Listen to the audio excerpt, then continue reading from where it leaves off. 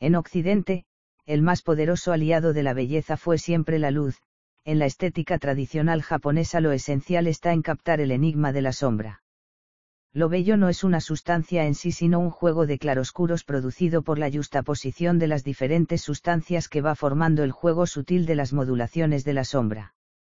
Lo mismo que una piedra fosforescente en la oscuridad pierde toda su fascinante sensación de joya preciosa si fuera expuesta a plena luz, la belleza pierde toda su existencia si se suprimen los efectos de la sombra. En este ensayo clásico, escrito en 1933, Junichiro Tanizaki va desarrollando con gran refinamiento esta idea medular del pensamiento oriental, clave para entender el color de las lacas, de la tinta o de los trajes del teatro N, para aprender a apreciar el aspecto antiguo del papel o los reflejos velados en la pátina de los objetos, para prevenirnos contra todo lo que brilla, o para captar la belleza en la llama vacilante de una lámpara y descubrir el alma de la arquitectura a través de los grados de opacidad de los materiales y el silencio y la penumbra del espacio vacío. Junichiro Tanizaki. El elogio de la sombra. EPUB R11. Jugaor 31 de mayo de 2014. Título original, Inei Raisan. Junichiro Tanizaki, 1933. Traducción del francés, Julia Escobar. Ilustración, copyright Shutterstock Images. Diseño de cubierta, Viruscat. Editor digital, Jugaor, www.epublibre.org. Corrección de erratas, Jugaor, Cilium. EPUB base R11. Un amante de la arquitectura que quiera construirse en la actualidad una casa en el más puro estilo japonés tendrá que prepararse a sufrir numerosos sinsabores con la instalación de la electricidad, el gas y el agua y, aunque no haya pasado personalmente por la experiencia de construir, bastará con que entre en la sala de una casa de citas, de un restaurante o de un albergue para apreciar el esfuerzo empleado en integrar armoniosamente tales dispositivos en una estancia de estilo japonés.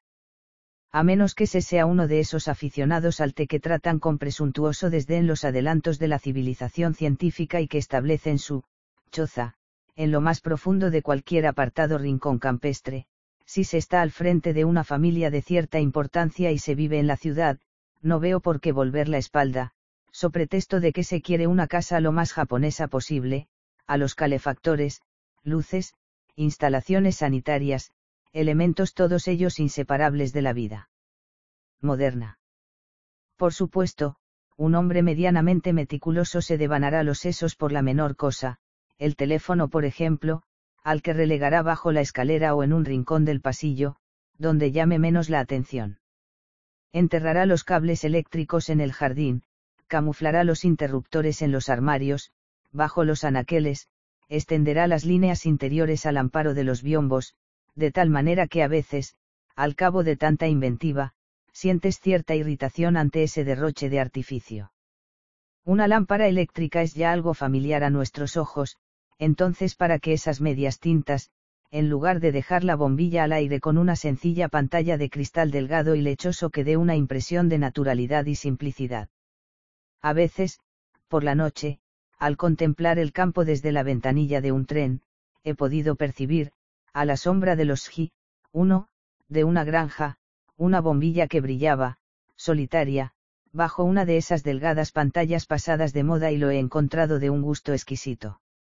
Sin embargo, el ventilador es otra cosa, porque ni su ruido ni su forma se adaptan fácilmente al estilo de una vivienda japonesa. Si no te gusta, en una casa corriente puedes prescindir de él, pero en un establecimiento que tiene que recibir clientes en verano no pueden prevalecer exclusivamente los gustos del propietario. A mi amigo, el dueño del Kairakuen, que sabe mucho de arquitectura, le horrorizaban los ventiladores y durante mucho tiempo se negó a instalarlos en las habitaciones, pero todos los años, cuando llegaba el verano, tenía que soportar las quejas de los clientes y terminó cediendo.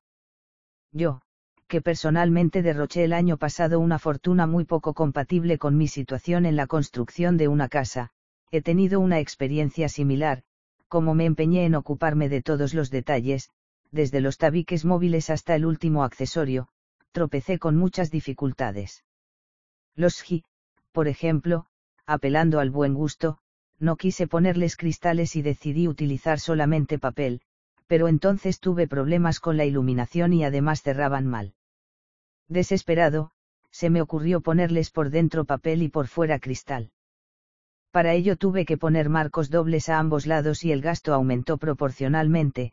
Cuando por fin estuvieron colocados descubrí que, vistos desde fuera, no eran más que vulgares puertas de cristal y que vistos desde dentro, por culpa del cristal que había tras el papel, ya no tenían el ahuecado y la suavidad de los auténticos Ji. En una palabra, el efecto era bastante desagradable. Te dices entonces que hubiera sido mejor haber puesto unas sencillas puertas de cristal y acabas mordiéndote los puños. De otro nos reiríamos, pero tratándose de uno mismo no es fácil admitir el propio error hasta que no se ha intentado todo. En las tiendas, últimamente, se encuentran lámparas eléctricas con forma de linternas portátiles, colgantes, cilíndricas, o incluso con forma de candelabros, más en consonancia con una vivienda japonesa. Sin embargo, a mí no me gustan nada y, por mi parte, busqué en los anticuarios lámparas de petróleo, lamparillas de noche y linternas de otras épocas y les puse bombillas eléctricas. Pero los que me han dado más quebraderos de cabeza han sido los aparatos de calefacción. De todos los que se designan bajo el término genérico de estufas, no hay uno solo cuya forma pueda encajar en una vivienda japonesa. La estufa de gas emite además un continuo zumbido y, a menos que se haya previsto algún sistema de ventilación, produce inmediatamente dolor de cabeza. La estufa eléctrica sería ideal en este sentido si las formas no estuvieran tan desprovistas de gracia. Es cierto que bajo los estantes se podrían colocar radiadores parecidos a los que se utilizan en los tranvías, pero al no verse el resplandor enrojecido del fuego, todo el encanto del invierno quedaría anulado e iría en detrimento de la intimidad familiar. Después de múltiples reflexiones mandé construir un gran hogar central, como los que hay en las casas de los campesinos, y ahí coloqué una estufa eléctrica. Este dispositivo me permite a un tiempo mantener caliente el agua para el té y la habitación y, dejando de lado el elevado costo de la operación, desde un punto de vista estético es más bien un éxito. Así pues había resuelto el problema de la calefacción de forma satisfactoria, pero el cuarto de baño y los retretes iban a causarme nuevos problemas. El dueño del Kairakuén se negó a utilizar el alicatado para las bañeras y los desagües e hizo construir los cuartos de baño de los clientes totalmente de madera, pero ni que decir tiene que las baldosas son 1000 veces más económicas y más prácticas. Se podría utilizar una hermosa madera japonesa para el techo, los pilares y los tabiques y para lo demás conformarse con uno de esos chillones enlosados, pero entonces el contraste llamaría mucho la atención. Esto puede servir cuando todo está nuevo, pero conforme van pasando los años, el granulado de la madera de las planchas y de los pilares adquirirá cierta pátina mientras que las baldosas seguirán conservando su brillante y lisa superficie blanca. Se habrá entonces conseguido literalmente, casar la madera con el bambú. En el cuarto de baño las cosas podrían arreglarse, en último extremo, sacrificando un poco el lado práctico en aras del buen gusto. Pero cuando llegué a los retretes, los apuros fueron mayores. Siempre que en algún monasterio de Kioto o de Nara me indican el camino de los retretes, construidos a la manera de antaño, semioscuros y sin embargo de una limpieza meticulosa, experimento intensamente la extraordinaria calidad de la arquitectura japonesa. Un pabellón de té es un lugar encantador, lo admito, pero lo que sí está verdaderamente concebido para la paz del espíritu son los retretes de estilo japonés. Siempre apartados del edificio principal, están emplazados al abrigo de un bosquecillo de donde nos llega un olor a verdor y a musgo, después de haber atravesado para llegar una galería cubierta, agachado en la penumbra, bañado por la suave luz de los ji y absorto en tus ensoñaciones, al contemplar el espectáculo del jardín que se despliega desde la ventana, experimentas una emoción imposible de describir. El maestro Eseki, 2, al parecer, contaba entre los grandes placeres de la existencia el hecho de ir a obrar cada mañana, precisando que era una satisfacción de tipo esencialmente fisiológico. Pues bien, para apreciar plenamente este placer, no hay lugar más adecuado que esos retretes de estilo japonés desde donde, al amparo de las sencillas paredes de superficies lisas, puedes contemplar el azul del cielo y el verdor del follaje. Aun a riesgo de repetirme, añadiré que cierto matiz de penumbra, una absoluta limpieza y un silencio tal que el zumbido de un mosquito pueda lastimar el oído son también indispensables. Cuando me encuentro en dicho lugar me complace escuchar una lluvia suave y regular. Esto me sucede, en particular, en aquellas construcciones características de las provincias orientales donde han colocado a ras del suelo unas aberturas estrechas y largas para echar los desperdicios, de manera que se puede oír, muy cerca, el apaciguante ruido de las gotas que, al caer del alero o de las hojas de los árboles, salpican el pie de las linternas de piedra y empapan el musgo de las losas antes de que las esponje el suelo. En verdad, tales lugares armonizan con el canto de los insectos, el gorjeo de los pájaros y las noches de luna, es el mejor lugar para gozar de la punzante melancolía de las cosas en cada una de las 4 estaciones y los antiguos poetas de haiku han debido de encontrar en ellos innumerables temas. Por lo tanto no parece descabellado pretender que es en la construcción de los retretes donde la arquitectura japonesa ha alcanzado el colmo del refinamiento. Nuestros antepasados, que lo poetizaban todo, consiguieron paradójicamente transmutar en un lugar del más exquisito buen gusto aquel cuyo destino en la casa era el más sórdido y, merced a una estrecha asociación con la naturaleza, consiguieron difuminarlo mediante una red de delicadas asociaciones de imágenes. Comparada con la actitud de los occidentales que, deliberadamente, han decidido que el lugar era sucio y ni siquiera debía mencionarse en público, la nuestra es infinitamente más sabia porque hemos penetrado ahí, en verdad, hasta la médula del refinamiento. Los inconvenientes, si hay que encontrar alguno, serían su alejamiento y la consiguiente incomodidad cuando hay que desplazarse hasta ahí en plena noche, además del peligro, en invierno, de resfriarse. No obstante sí, para repetir lo que dijo Saitrayok, 3, el refinamiento es frío, el hecho de que en esos lugares reine un frío igual al que reina al aire libre sería un atractivo suplementario. Me desagrada soberanamente que en los cuartos de baño de estilo occidental de los hoteles, lleguen incluso a poner calefacción central. Para un amante del estilo arquitectónico del pabellón de té, los retretes de estilo japonés representan ciertamente un ideal y resultan totalmente adecuados para un monasterio cuyos edificios son vastos en relación con el número de quienes lo habitan y donde nunca falta mano de obra para la limpieza. En cambio, en una casa corriente no es fácil mantenerlo limpio. Por muy vigilante que estés y por muy puntualmente que pases la bayeta, en un suelo de madera o cubierto de esteras las manchas acaban finalmente por saltar a la vista. He aquí por qué un buen día decides poner baldosas e instalar una taza con cisterna, pertrechos, sin duda, mucho más higiénicos y más fáciles de mantener pero que, en cambio, ya no tienen la menor relación con el refinamiento, o el sentido de la naturaleza. Colocado bajo una luz cruda, entre 4 paredes más bien blancas, se perderá toda gana de entregarse a la famosa satisfacción de tipo fisiológico, del maestro Eseki. Bien es verdad que toda esa blancura es de una limpieza más que evidente, pero la cuestión está en saber si realmente hace falta prestar tanta atención a un lugar destinado a recoger los desechos de nuestro cuerpo.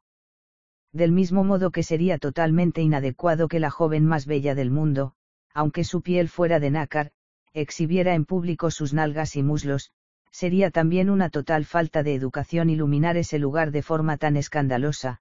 Basta con que la parte visible esté impecable para que se tenga una opinión favorable de la que no se ve.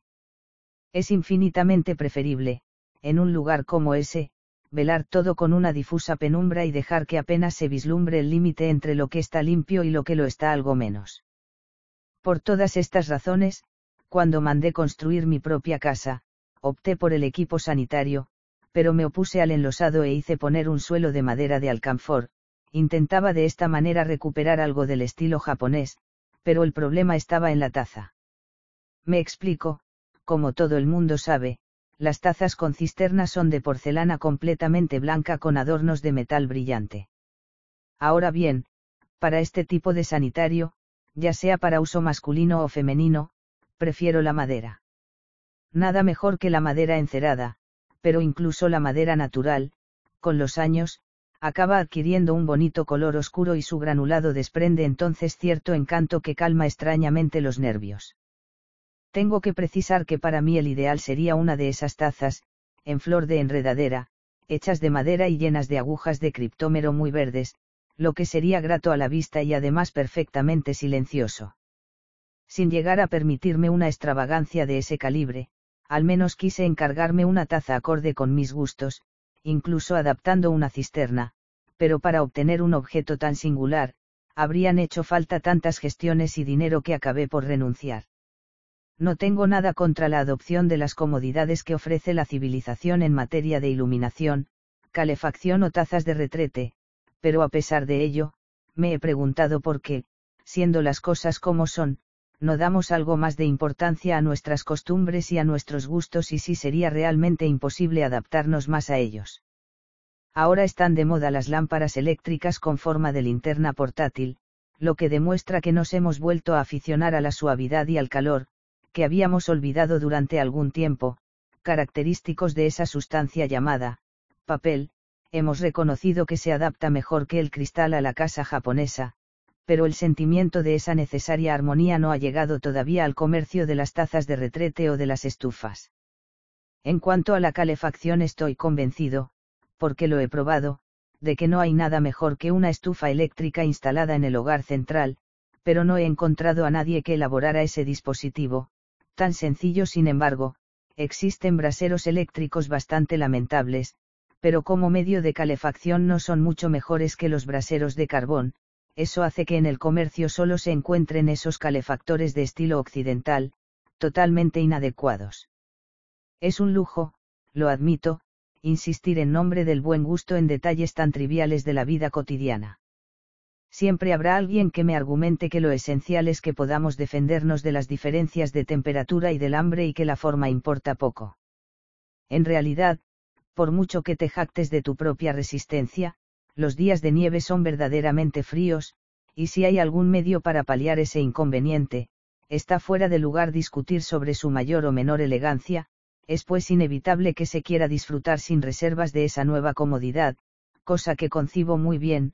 Sin embargo, si Oriente y Occidente hubieran elaborado cada uno por su lado, e independientemente, civilizaciones científicas bien diferenciadas, ¿cuáles serían las formas de nuestra sociedad y hasta qué punto serían diferentes de lo que son? Este es el tipo de preguntas que me suelo plantear habitualmente. Supongamos, por ejemplo, que hubiéramos desarrollado una física y una química completamente nuestras, las técnicas, las industrias basadas en dichas ciencias habrían seguido naturalmente caminos diferentes, las múltiples máquinas de uso cotidiano, los productos químicos, los productos industriales habrían sido más adecuados a nuestro espíritu nacional. Posiblemente sería lícito pensar que los propios principios de la física y de la química, considerados bajo un ángulo distinto al de los occidentales, habrían tenido aspectos muy diferentes a los que hoy en día se nos enseña en lo que respecta, por ejemplo, a la naturaleza y las propiedades de la luz, de la electricidad o del átomo. Como ignoro todo lo relativo a la física teórica, en este caso no hago sino dejar correr mi imaginación. En cuanto a los descubrimientos de orden práctico, si los japoneses hubiéramos seguido direcciones originales, las repercusiones en nuestra manera de vestir, de alimentarnos y de vivir, habrían sido sin duda considerables, lo cual es lógico, pero también lo habrían sido en las estructuras políticas, religiosas, artísticas y económicas, y se puede fácilmente imaginar, siendo como es Oriente, que habríamos encontrado soluciones radicalmente diferentes. He aquí un ejemplo muy simple. He publicado hace poco en los Bunhei Sunju 4, un artículo en el que comparaba la estilográfica y el pincel. Pues bien, supongamos que el inventor de la estilográfica hubiera sido un japonés o un chino de otra época. Es evidente que no habría dotado a su punta de una plumilla metálica sino de un pincel. Y que lo que habría intentado que bajara del depósito hasta las cerdas del pincel no sería tinta azul sino algún tipo de líquido parecido a la tinta china. Por lo tanto, como los papeles de tipo occidental no sirven para el uso del pincel, para responder a la creciente demanda se tendría que producir una cantidad industrial de papel análogo al papel japonés, una especie de ANSI 5, mejorado, y si el papel, la tinta china y el pincel hubieran seguido este desarrollo, la pluma metálica y la tinta occidental nunca habrían conocido su auge actual. Los partidarios de los caracteres latinos no habrían tenido ningún eco y los ideogramas o los kana, 6. Habrían gozado de un unánime y poderoso favor. Pero esto no es todo, nuestro pensamiento y nuestra propia literatura no habrían imitado tan servilmente a Occidente y, quién sabe, probablemente nos habríamos encaminado hacia un mundo nuevo completamente original. Con esta digresión he querido mostrar que la forma de un instrumento aparentemente insignificante puede tener repercusiones infinitas. Ya sé que todo esto son solo imaginaciones de novelista, y es evidente que llegados a este punto ya no se puede dar marcha atrás y rehacerlo todo. Así que todo lo que estoy diciendo no es sino desear lo imposible y prorrumpir en vanas recriminaciones, pero dejando de lado cualquier tipo de acritud, creo que es lícito que nos preguntemos sobre ello e intentemos determinar en qué medida estamos en desventaja respecto a los occidentales. En una palabra, Occidente ha seguido su vía natural para llegar a su situación actual, pero nosotros, colocados ante una civilización más avanzada, no hemos tenido más remedio que introducirla en nuestras vidas y, de rechazo, nos hemos visto obligados a bifurcarnos en una dirección diferente a la que seguíamos desde hace milenios. Creo que muchas molestias y muchas contrariedades proceden de esto. Dejando a un lado cualquier vanidad, no tengo inconveniente en admitir que hemos realizado escasísimos progresos materiales en los 5 últimos siglos. También es verdad que en los campos de China o de la India se pueden descubrir formas de vida que no han cambiado en absoluto desde los tiempos de Buda o de Confucio. Pero sea como fuere, la dirección que habíamos tomado era sin duda la más conforme a nuestra naturaleza. Y a lo mejor mucho más tarde, pero siempre a base de avanzar muy lentamente, nada nos dice que no hubiéramos inventado algún día los instrumentos de una civilización avanzada, el equivalente a nuestros tranvías actuales, nuestros aviones, nuestra radio, los cuales, en vez de ser préstamos ajenos, habrían sido objetos adaptados realmente a nuestras propias necesidades. Veamos por ejemplo nuestro cine, difiere del americano tanto como del francés o del alemán, por los juegos de sombras, por el valor de los contrastes. Así pues, independientemente incluso de la escenografía o de los temas tratados, la originalidad del genio nacional se revela ya en la fotografía. Ahora bien, utilizamos los mismos aparatos, los mismos reveladores químicos, las mismas películas, suponiendo que hubiéramos elaborado una técnica fotográfica totalmente nuestra, podríamos preguntarnos si no se habría adaptado mejor a nuestro color de piel, a nuestro aspecto, a nuestro clima y a nuestras costumbres. Y si hubiéramos inventado nosotros el fonógrafo o la radio, es probable que hubieran sido concebidos para destacar las cualidades de nuestra voz y de nuestra música. En sus rudimentos, nuestra música está caracterizada por cierta contención, por la importancia que concede al ambiente, de manera que grabada, y luego amplificada por los altavoces, pierde la mitad de su encanto. En el arte de la oratoria evitamos los gritos, cultivamos la elipsis y, sobre todo, damos una extrema importancia a las pausas. Ahora bien, en la reproducción mecánica del discurso la pausa se destruye totalmente. Por haber acogido esos aparatos hemos tenido que desnaturalizar nuestro arte. Mientras que los occidentales, como son aparatos inventados y elaborados por ellos y para ellos, los han adaptado desde el principio a su propia expresión artística. Hay que considerar que, solo por eso, hemos padecido auténticos perjuicios. Dicen que el papel es un invento de los chinos, sin embargo, lo único que nos inspira el papel de Occidente es la impresión de estar ante un material estrictamente utilitario, mientras que solo hay que ver la textura de un papel de China o de Japón para sentir un calorcillo que nos reconforta el corazón. A igual blancura, la de un papel de Occidente difiere por naturaleza de la unoso, 7, o un papel blanco de China. Los rayos luminosos parecen rebotar en la superficie del papel occidental, mientras que la del oso o del papel de China, similar a la aterciopelada superficie de la primera nieve, los absorbe blandamente. Además, nuestros papeles, agradables al tacto, se pliegan y arrugan sin ruido. Su contacto es suave y ligeramente húmedo como el de la hoja de un árbol. De manera más general, la vista de un objeto brillante nos produce cierto malestar. Los occidentales utilizan, incluso en la mesa, utensilios de plata, de acero, de níquel, que pulen hasta sacarles brillo, mientras que a nosotros nos horroriza todo lo que resplandece de esa manera. Nosotros también utilizamos servidores, copas, frascos de plata, pero no se nos ocurre pulirlos como hacen ellos. Al contrario, nos gusta ver cómo se va oscureciendo su superficie y cómo, con el tiempo, se ennegrecen del todo.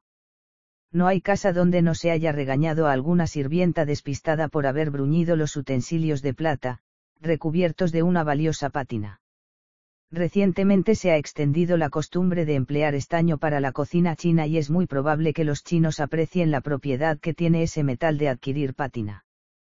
Cuando está nuevo recuerda al aluminio y la impresión que produce no tiene nada de agradable, los chinos nunca lo habrían adoptado si no envejeciera bien y no acabara por adquirir así cierta elegancia. Además, se pueden grabar poemas que, con la superficie ennegrecida por el estaño, forman un conjunto perfecto. En una palabra, en manos de los chinos ese metal ligero, vulgar y chillón se ha convertido en un material denso y de buena ley, de reflejos profundos como una cerámica.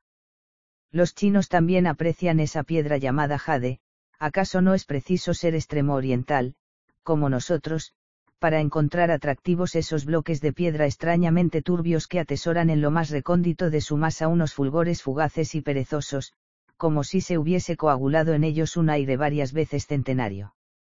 ¿Qué es lo que nos atrae en esa piedra que no tiene ni el colorido del rubí o de la esmeralda ni el brillo del diamante? Lo ignoro, pero ante esa turbia superficie, siento que esta piedra es específicamente china, como si su cenagoso espesor estuviese formado de aluviones depositados lentamente desde el pasado lejano de la civilización china, y tengo que reconocer que no me sorprende la predilección de los chinos por esos colores y sustancias. En lo que se refiere al cristal de roca, en estos últimos tiempos se han importado grandes cantidades de Chile pero, comparado con el cristal de Japón, el de Chile peca de un exceso de pureza y de limpidez. El cristal que se encuentra desde siempre en la provincia de Cai, cuya transparencia se ve turbada por ligeras nubes, produce por ello mismo la impresión de tener mayor densidad. Sin embargo, el que nos produce un placer aún mayor es el cristal con vetas, el que encierra en su masa parcelas de materia opaca. Incluso el vidrio, ese vidrio de Kanrayu, por ejemplo, que habían obtenido los chinos, no está más cerca de los jades o de las ágatas que de los cristales de Occidente. Los orientales conocían desde hace mucho tiempo los secretos de la fabricación del cristal, pero nunca se desarrolló tanto como en Europa. En cambio la cerámica ha hecho entre nosotros progresos muy considerables, lo que sin duda está también relacionado con nuestro genio nacional. No es que tengamos ninguna prevención a priori contra todo lo que reluce, pero siempre hemos preferido los reflejos profundos, algo velados, al brillo superficial y gélido, es decir, tanto en las piedras naturales como en las materias artificiales, ese brillo ligeramente alterado que evoca irresistiblemente los efectos del tiempo. Efectos del tiempo, eso suena bien, pero en realidad es el brillo producido por la suciedad de las manos. Los chinos tienen una palabra para ello, el lustre de la mano, los japoneses dicen, el desgaste, el contacto de las manos durante un largo uso, su frote, aplicado siempre en los mismos lugares, produce con el tiempo una impregnación grasienta, en otras palabras, ese lustre es la suciedad de las manos. Esto explica que al aforismo que reza, el refinamiento es frío, se le haya podido añadir, y algo sucio. Sea como fuere, es innegable que en el buen gusto del que alardeamos entran elementos de una limpieza algo dudosa y de una higiene discutible. Contrariamente a los occidentales que se esfuerzan por eliminar radicalmente todo lo que sea suciedad, los extremo orientales la conservan valiosamente y tal cual, para convertirla en un ingrediente de lo bello. Es un pretexto, me dirán ustedes, y lo admito, pero no es menos cierto que nos gustan los colores y el lustre de un objeto manchado de grasa, de hollín o por efecto de la intemperie, o que parece estarlo, y que vivir en un edificio o entre utensilios que posean esa cualidad, curiosamente nos apacigua el corazón y nos tranquiliza los nervios. En este sentido, siempre he pensado que cuando el paciente es japonés, las paredes de una habitación de hospital, las ropas médicas, los instrumentos quirúrgicos no deberían tener ese brillo metálico o esa blancura uniforme, sino unos tonos más oscuros y suaves. Si se cuidara al enfermo en una habitación de estilo japonés, de paredes enlucidas, tendido sobre esteras, sentiría menos aprensión. Si detestamos ir al dentista, en parte es debido a la repulsión que nos inspira el ruido del torno al taladrar el diente, pero también a nuestro horror ante la profusión de instrumentos de cristal o de metal brillante. En una época en la que fui víctima de una fuerte depresión nerviosa, solo con oír hablar de cierto dentista recién llegado de América que estaba muy orgulloso de su instalación ultramoderna se me ponía la carne de gallina. En cambio, no me importaba acudir a un dentista que, como todavía puede verse en las ciudades pequeñas, había instalado una consulta algo vieja en una antigua casa de estilo japonés. Es cierto que sería algo molesto que los instrumentos quirúrgicos estuvieran empañados por el tiempo, pero es probable que, de haberse constituido en Japón la medicina moderna, se habrían imaginado instalaciones e instrumentales más en consonancia con la casa japonesa. Este es otro ejemplo de los inconvenientes que tiene para nosotros el uso de objetos prestados. Hay en Kioto un famoso restaurante llamado Barranquilla. En esta casa, hasta hace poco, los reservados no estaban iluminados con luz eléctrica, sino mediante arcaicos candelabros que la habían hecho famosa. En la primavera de este año volví después de una larga ausencia y pude comprobar que también ahí habían hecho su aparición las lámparas eléctricas con forma de linternas portátiles. Pregunté que desde cuándo pasaba eso y me dijeron que desde el año anterior, que muchos clientes encontraban la luz de los candelabros demasiado oscura y que no habían podido hacer otra cosa, pero que a las personas que preferían los objetos antiguos les seguirían llevando candelabros. Precisamente yo había ido ahí para darme ese gusto y por supuesto pedí un candelabro, entonces fue cuando me di cuenta por primera vez de que esa luz incierta era la que de verdad realzaba la belleza de las lacas japonesas. Los reservados del Barranquilla son unos pequeños y recoletos salones de té con una superficie de 4 esteras y media, y los pilares del tokonoma, 8, y el techo tienen reflejos negruzcos, lo que hace que, incluso con una lámpara eléctrica con forma de linterna, reine una impresión de nocturnidad. Pero cuando sustituyeron la lámpara por un candelabro aún más oscuro y pude observar las bandejas y los cuencos a la luz vacilante de la llama, descubrí en los reflejos de las lacas, profundos y espesos como los de un estanque, un nuevo encanto totalmente diferente. Supe entonces que si nuestros antepasados habían encontrado ese barniz llamado laca, y se habían dejado hechizar por los colores y el lustre de los utensilios lacados no era en absoluto por azar. Mi amigo Sabarbal me asegura que en India, incluso hoy en día, siguen rechazando las vajillas de cerámica y prefieren las lacas. En cambio nosotros, fuera del arte del té o de algunas circunstancias solemnes, ya solo utilizamos cerámica, excepto para las bandejas y los cuencos de sopa, porque hemos llegado a considerar la laca rústica y desprovista de elegancia, pero no será simplemente por culpa de la claridad que proporcionan los nuevos medios de iluminación. En realidad se puede decir que la oscuridad es la condición indispensable para apreciar la belleza de una laca. En la actualidad también se fabrican lacas blancas, pero, de siempre, la superficie de las lacas ha sido negra, marrón o roja, colores estos que constituían una estratificación de no sé cuántas capas de oscuridad, que hacían pensar en alguna materialización de las tinieblas que nos rodeaban. Un cofre, una bandeja de mesa baja, un anaquel de laca decorados con oro molido, pueden parecer llamativos, chillones, incluso vulgares, pero hagamos el siguiente experimento, dejemos el espacio que los rodea en una completa oscuridad, luego sustituyamos la luz solar o eléctrica por la luz de una única lámpara de aceite o de una vela, y veremos inmediatamente que esos llamativos objetos cobran profundidad, sobriedad y densidad. Cuando los artesanos de antes recubrían con laca esos objetos, cuando trazaban sobre ellos dibujos de oro molido, forzosamente tenían en mente la imagen de alguna habitación tenebrosa y el efecto que pretendían estaba pensado para una iluminación rala. Si utilizaban dorados con profusión, se puede presumir que tenían en cuenta la forma en que destacarían de la oscuridad ambiente y la medida en que reflejarían la luz de las lámparas. Porque una laca decorada con oro molido no está hecha para ser vista de una sola vez en un lugar iluminado, sino para ser adivinada en algún lugar oscuro, en medio de una luz difusa que por instantes va revelando uno u otro detalle, de tal manera que la mayor parte de su suntuoso decorado, constantemente oculto en la sombra, suscita resonancias inexpresables. Además, Cuando está colocada en algún lugar oscuro, la brillantez de su radiante superficie refleja la agitación de la llama de la luminaria, desvelando así la menor corriente de aire que atraviese de vez en cuando la más tranquila habitación, e incita discretamente al hombre a la ensoñación.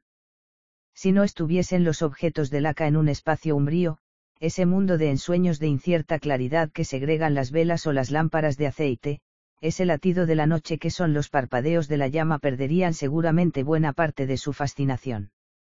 Los rayos de luz, como delgados hilos de agua que corren sobre las esteras para formar una superficie estancada, son captados uno aquí, otro allá, y luego se propagan, tenues, inciertos y centelleantes, tejiendo sobre la trama de la noche un damasco hecho con dibujos dorados.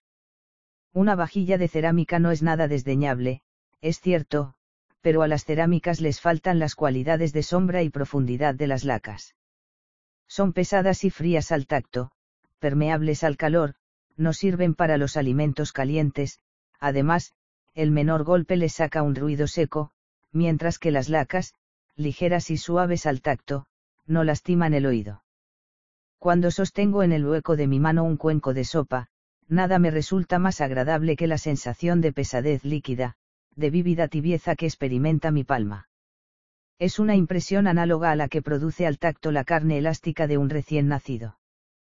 Todas estas son buenas razones para explicar por qué se sigue sirviendo hoy en día la sopa en un cuenco de laca, pues un recipiente de cerámica está muy lejos de dar satisfacciones comparables.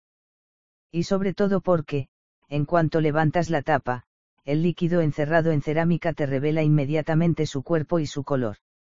En cambio, desde que destapas un cuenco de laca hasta que te lo llevas a la boca, experimentas el placer de contemplar en sus profundidades oscuras un líquido cuyo color apenas se distingue del color del continente y que se estanca, silencioso, en el fondo. Imposible discernir la naturaleza de lo que hay en las tinieblas del cuenco, pero tu mano percibe una lenta oscilación fluida, una ligera exudación que cubre los bordes del cuenco y que dice que hay un vapor, y el perfume que exhala dicho vapor ofrece un sutil anticipo del sabor del líquido antes de que te llene la boca. ¡Qué placer ese instante, qué diferente del que experimentas ante una sopa presentada en un plato plano y blancuzco de estilo occidental! No resulta muy exagerado afirmar que es un placer de naturaleza mística, con un ligero saborcillo zen. Siempre que oigo el ruido semejante al canto de un insecto lejano, ese silbido ligero que perfora el oído, emitido por el cuenco de sopa que tengo ante mí, y saboreo por anticipado y en secreto el perfume del brebaje, me encuentro transportado al terreno del éxtasis. Se dice que los amantes del té, al oír el ruido del agua hirviendo, que a ellos les evoca el viento en los pinos, experimentan un arrebato parecido tal vez al que yo siento. Se ha dicho que la cocina japonesa no se come sino que se mira, en un caso así me atrevería a añadir, se mira, pero además se piensa. Tal es, en efecto, el resultado de la silenciosa armonía entre el brillo de las velas que parpadean en la sombra y el reflejo de las lacas. No hace mucho, el maestro Eseki celebraba en su Kusamakura, 9, los colores del Ikan, 10, y, en cierto sentido, no inducen también esos colores a la meditación. Su superficie turbia, semitranslúcida como un jade, esa sensación que dan de absorber hasta la masa la luz del sol, de encerrar una claridad difusa como un sueño, esa concordancia profunda entre los tonos, esa complejidad, no podremos encontrarla en ningún dulce occidental. Compararlos con cualquier crema sería superficial e ingenuo. Coloquemos ahora sobre una bandeja de dulces lacada esa armonía coloreada que es un Ikan, sumerjámoslo en una sombra tal que apenas se pueda distinguir su color, se volverá mucho más propicio a la contemplación. Y cuando por fin nos llevemos a la boca esa materia fresca y lisa, sentiremos fundirse en la punta de la lengua algo así como una parcela de la oscuridad de la sala, solidificada en una masa azucarada, y a ese Ikan, que en realidad es bastante insípido, le encontraremos una extraña profundidad que realza su gusto. No cabe duda de que todos los países del mundo han buscado la armonía de colores entre los manjares, la vajilla e incluso las paredes. En cualquier caso, si la cocina japonesa se sirve en un lugar demasiado iluminado, en una vajilla predominantemente blanca, pierde la mitad de su atractivo. Observemos por ejemplo el color de la sopa roja de miso, 11. Que consumimos todas las mañanas y comprenderemos fácilmente que haya sido inventada en las sombrías casas de antaño. Un día en que me habían invitado a una reunión de té, me ofrecieron miso y al ver a la luz difusa de las velas aquella sopa cenagosa, color de arcilla que siempre había tomado sin prestar atención, estancada en el fondo del cuenco de laca negra, descubrí de repente que tenía una profundidad real y un tono de lo más apetitoso.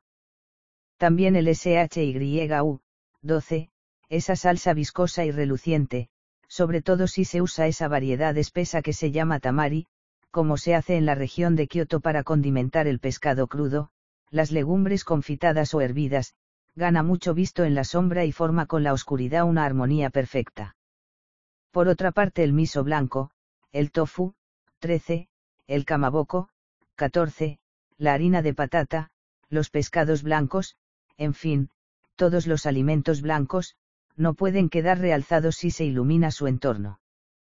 Para empezar, el arroz, solo con verlo presentado en una caja de laca negra y brillante colocada en un rincón oscuro, se satisface nuestro sentido estético y a la vez se estimula nuestro apetito. No hay ningún japonés que al ver ese arroz inmaculado, cocido en su punto, amontonado en una caja negra, que en cuanto se levanta la tapa emite un cálido vapor y en el que cada grano brilla como una perla, no capte su insustituible generosidad. Llegado a este punto, se da uno cuenta de que nuestra cocina armoniza con la sombra, de que entre ella y la oscuridad existen lazos indestructibles. Soy totalmente profano en materia de arquitectura, pero he oído decir que en las catedrales góticas de Occidente la belleza residía en la altura de los tejados y en la audacia de las agujas que penetran en el cielo. Por el contrario, en los monumentos religiosos de nuestro país, los edificios quedan aplastados bajo las enormes tejas cimeras y su estructura desaparece por completo en la sombra profunda y vasta que proyectan los aleros. Visto desde fuera, y esto no solo es válido para los templos sino también para los palacios y las residencias del común de los mortales, lo que primero llama la atención es el inmenso tejado, ya esté cubierto de tejas o de cañas, y la densa sombra que reina bajo el alero. Tan densa, que a veces en pleno día, en las tinieblas cavernosas que se extienden más allá del alero, apenas se distingue la entrada, las puertas, los tabiques o los pilares. En la mayoría de los edificios antiguos, y lo mismo sucede con las imponentes construcciones como el Chonin, 15, o los Onganji, 16, así como con cualquier granja perdida en la profundidad del campo, si se compara la parte inferior, debajo del alero, con el tejado que la corona, se tiene la impresión, al menos visual, de que la parte más maciza, la más alta y extensa es el tejado. Por eso, cuando iniciamos la construcción de nuestras residencias, antes que nada desplegamos dicho tejado como un quitasol que determina en el suelo un perímetro protegido del sol, luego, en esa penumbra, disponemos la casa. Por supuesto, una casa de Occidente no puede tampoco prescindir del tejado, pero su principal objetivo consiste no tanto en obstaculizar la luz solar como en proteger de la intemperie. Se le construye de manera que difunda la menor sombra posible y un simple vistazo a su aspecto externo permite reconocer que se ha intentado que el interior esté expuesto a la luz del modo más favorable. Si el tejado japonés es un quitasol, el occidental no es más que un tocado. Como en una gorra, los bordes están tan mermados que los rayos directos del sol pueden dar en los muros hasta el nivel del tejado. Si en la casa japonesa el alero del tejado sobresale tanto es debido al clima, a los materiales de construcción y a diferentes factores sin duda. A falta, por ejemplo, de ladrillos, cristal y cemento para proteger las paredes contra las ráfagas laterales de lluvia, ha habido que proyectar el tejado hacia adelante de manera que el japonés, que también hubiera preferido una vivienda clara a una vivienda oscura, se ha visto obligado a hacer de la necesidad virtud. Pero eso que generalmente se llama bello no es más que una sublimación de las realidades de la vida, y así fue como nuestros antepasados, obligados a residir, lo quisieran o no, en viviendas oscuras, descubrieron un día lo bello en el seno de la sombra y no tardaron en utilizar la sombra para obtener efectos estéticos. En realidad, la belleza de una habitación japonesa, producida únicamente por un juego sobre el grado de opacidad de la sombra, no necesita ningún accesorio. Al occidental que lo ve le sorprende esa desnudez y cree estar tan solo ante unos muros grises y desprovistos de cualquier ornato, interpretación totalmente legítima desde su punto de vista, pero que demuestra que no ha captado en absoluto el enigma de la sombra. Pero nosotros, no contentos con ello, proyectamos un amplio alero en el exterior de esas estancias donde los rayos de sol entran ya con mucha dificultad, construimos una galería cubierta para alejar aún más la luz solar. Y, por último, en el interior de la habitación, los Ji no dejan entrar más que un reflejo tamizado de la luz que proyecta el jardín. Ahora bien, precisamente esa luz indirecta y difusa es el elemento esencial de la belleza de nuestras residencias. Y para que esta luz gastada, atenuada, precaria, impregne totalmente las paredes de la vivienda, pintamos a propósito con colores neutros esas paredes enlucidas. Aunque se utilizan pinturas brillantes para las cámaras de seguridad, las cocinas o los pasillos, las paredes de las habitaciones casi siempre se enlucen y muy pocas veces son brillantes. Porque si brillaran se desvanecería todo el encanto sutil y discreto de esa escasa luz. A nosotros nos gusta esa claridad tenue, hecha de luz exterior y de apariencia incierta, atrapada en la superficie de las paredes de color crepuscular y que conserva apenas un último resto de vida. Para nosotros, esa claridad sobre una pared, o más bien esa penumbra, vale por todos los adornos del mundo y su visión no nos cansa jamás. En estas condiciones, es evidente que las paredes enlucidas deben ser recubiertas de un color uniforme para no perturbar esa claridad, aunque el color de fondo puede variar ligeramente de una habitación a otra, la diferencia en todo caso solo puede ser ínfima. No será una diferencia de tinte, sino más bien una variación de intensidad, poco más que un cambio de humor en la persona que mira. De este modo, gracias a una imperceptible diferencia en el color de las paredes, la sombra de cada habitación se distingue por un matiz de tono. Tenemos, por último, en nuestras salas de estar, ese hueco llamado tokonoma que adornamos con un cuadro o con un adorno floral, pero la función esencial de dicho cuadro o de esas flores no es decorativa en sí misma, pues más bien se trata de añadir a la sombra una dimensión en el sentido de la profundidad. En la propia elección de la pintura que colocamos ahí, lo primero que buscamos es su armonía con las paredes del tokonoma, lo que llamamos un tokutsuri. Por el mismo motivo, concedemos a su montaje una importancia similar a la del valor gráfico del caligrama o del dibujo, porque un tokutsuri no armónico quitaría todo interés a la obra maestra más indiscutible. En cambio puede suceder que una caligrafía o una pintura sin ningún valor en sí misma, colgada en el tokonoma de un salón esté en perfecta armonía con la habitación y que esta última y la propia obra queden por ello revalorizadas. ¿Pero en qué, se preguntarán ustedes, consiste esta armonía cuando se trata de una obra que es en sí misma insignificante? Reside habitualmente en el aspecto antiguo del papel, el color de la tinta o las resquebrajaduras del armazón. Se establece entonces un equilibrio entre ese aspecto antiguo y la oscuridad del tokonoma o de la propia habitación. Cuando visitamos los famosos santuarios de Kioto o de Nara, nos suelen mostrar, suspendida en el tokonoma de una gran sala al fondo del todo, algún cuadro que dicen ser el tesoro del monasterio, pero es imposible distinguir el dibujo en ese hueco, generalmente tenebroso incluso en pleno día, por lo tanto no nos queda más remedio, mientras escuchamos las explicaciones del guía, que intentar adivinar los trazos de una tinta evanescente e imaginar que ahí sin duda, hay una obra espléndida. A pesar de ello se sabe muy bien que existe una armonía absoluta entre esa vieja pintura marchita y el oscuro tokonoma, que en definitiva no importa que su dibujo esté difuminado y que, por el contrario, esa imprecisión es de lo más adecuada. En un caso como este, el cuadro no es en suma más que una superficie, modestamente destinada a recoger una luz débil e indecisa cuya función es absolutamente la misma que la de una pared enlucida. Por eso, al elegir una pintura damos tanta importancia a la edad y a la pátina, porque una pintura nueva, aun hecha con tinta diluida o con colores pálidos, si no nos damos cuenta, puede destruir la sombra del tokonoma. Si comparáramos una habitación japonesa con un dibujo a tinta china, los ji corresponderían a la parte en donde la tinta está más diluida, y el tokonoma al lugar en que está más concentrada. Cada vez que veo un tokonoma, esa obra maestra del refinamiento, me maravilla comprobar hasta qué punto los japoneses han sabido dilucidar los misterios de la sombra y con cuánto ingenio han sabido utilizar los juegos de sombra y luz. Y todo eso sin buscar particularmente ningún efecto determinado.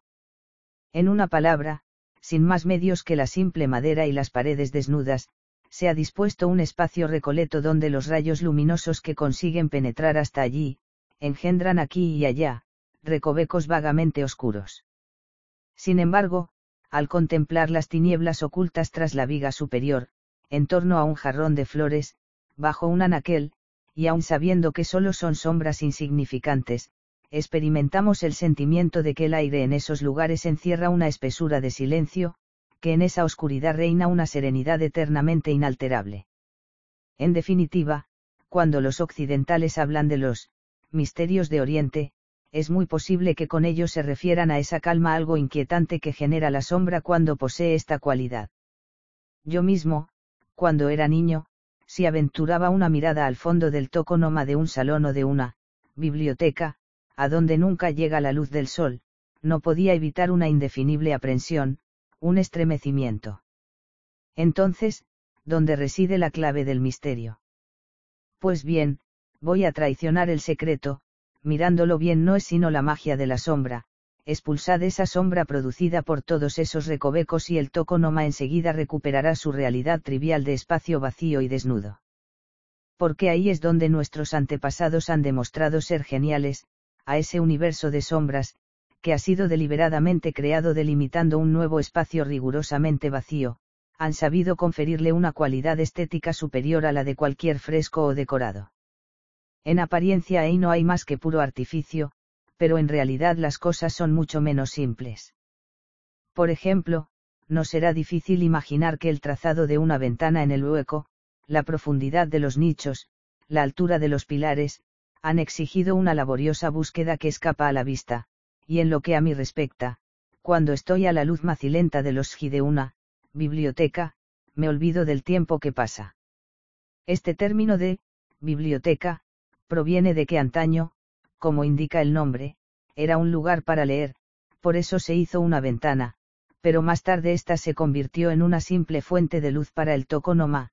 Muchas veces ni siquiera es eso, sino un dispositivo destinado a reducir al nivel deseado la luz exterior que por ahí se introduce, filtrándola a través del papel de los ji. En realidad, la luz que ilumina el reverso de dichos ji cobra un color frío y apagado. Como si los rayos de sol, que a duras penas penetran desde el jardín, después de haberse deslizado bajo el alero y haber atravesado la galería, hubiesen perdido la fuerza de iluminar, como si se hubieran quedado anémicos, hasta el punto de no tener otro poder que el de destacar la blancura del papel de los ji. A menudo me detengo ante un ji para contemplar la superficie del papel, iluminada, pero sin resultar por ello deslumbrante. Por ejemplo, en las inmensas salas de los monasterios la luz está tan mitigada, debido a la distancia que la separa del jardín, que su macilenta penumbra es igual en verano que en invierno, haga buen o mal tiempo, por la mañana, a mediodía o por la noche. Los umbríos recovecos que se forman en cada compartimento del apretado armazón del marco de los ji parecen sendos rastros polvorientos y sugieren una impregnación del papel, inmutable para toda la eternidad. En esos momentos, llego a dudar de la realidad de esa luz de ensueño y guiño los ojos. ¿Por qué me produce el efecto de una ligera bruma que embotase mis facultades visuales? Como si fuesen incapaces de hacer mella en las espesas tinieblas del tokonoma, los reflejos blanquecinos del papel rebotan en cierta manera sobre esas tinieblas, desvelando un universo ambiguo donde sombra y luz se confunden. Ustedes, lectores, no han experimentado nunca, al entrar en alguna de esas salas, la impresión de que la claridad que flota, difusa, por la estancia no es una claridad cualquiera sino que posee una cualidad rara, una densidad particular.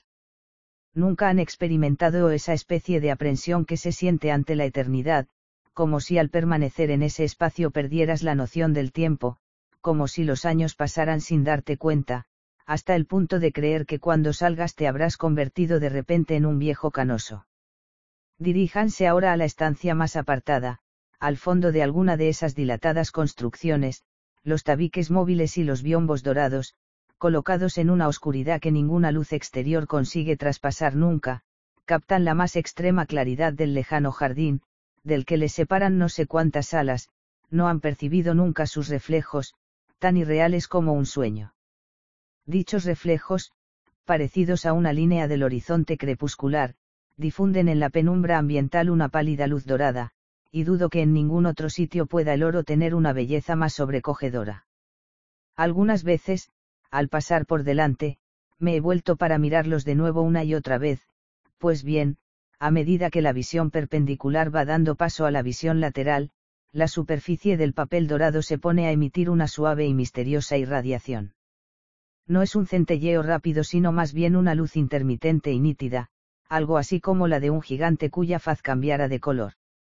A veces, el polvo de oro que hasta entonces solo tenía un reflejo atenuado, como adormecido, justo cuando pasas a su lado se ilumina súbitamente con una llamarada y te preguntas, atónito, ¿cómo se ha podido condensar tanta luz en un lugar tan oscuro? Ahí es donde comprendí por primera vez las razones que tenían los antiguos para cubrir con oro las estatuas de sus budas y por qué se chapaban con oro las paredes de las habitaciones donde vivían las personas de categoría. Nuestros contemporáneos, que viven en casas claras, desconocen la belleza del oro. Pero nuestros antepasados, que vivían en mansiones oscuras, experimentaban la fascinación de ese espléndido color, pero también conocían sus virtudes prácticas. Porque en aquellas residencias pobremente iluminadas, el oro desempeñaba el papel de un reflector. En otras palabras, el uso que se hacía del oro laminado o molido no era un lujo vano, sino que, merced a la razonable utilización de sus propiedades reflectantes, contribuía a dar todavía más luz. Si se admite esto se comprenderá el extraordinario favor de que gozaba el oro, mientras que el brillo de la plata y de los demás metales se apaga muy deprisa, el oro en cambio ilumina indefinidamente la penumbra interior sin perder nada de su brillo. Anteriormente me referí al hecho de que las lacas decoradas con oro molido estaban hechas para ser vistas en lugares oscuros. Esto no solo es válido para las lacas, si en los tejidos antiguos se usaban con profusión hilos de oro y de plata, es evidente que se hacía por la misma razón. El mejor ejemplo es la estola de brocado que los monjes llevan alrededor del cuello. En la actualidad, los edificios religiosos de las ciudades son en su mayor parte edificios claros, hechos para atraer a una masa de fieles. En ellos, esas estolas parecen inútilmente llamativas y no inspiran demasiado respeto aunque estén sobre el cuello del más digno prelado, pero cuando esos mismos religiosos, sentados en fila, celebran un oficio de liturgia antigua en algún monasterio histórico, te ves obligado a admirar la armonía entre la piel arrugada de los viejos monjes, el centelleo de las lámparas ante las estatuas de los Budas y la textura de esos brocados, y aprecias hasta qué punto ha aumentado la solemnidad del acto, porque como ocurre con las lacas doradas, la mayor parte de los dibujos tornasolados del tejido desaparece en la sombra, pues los hilos de oro y de plata solo de vez en cuando lanzan un breve destello. Por la misma razón, pero a lo mejor soy el único que experimenta esto, considero que nada forma un contraste más afortunado con la tez de los japoneses que un traje de N-17.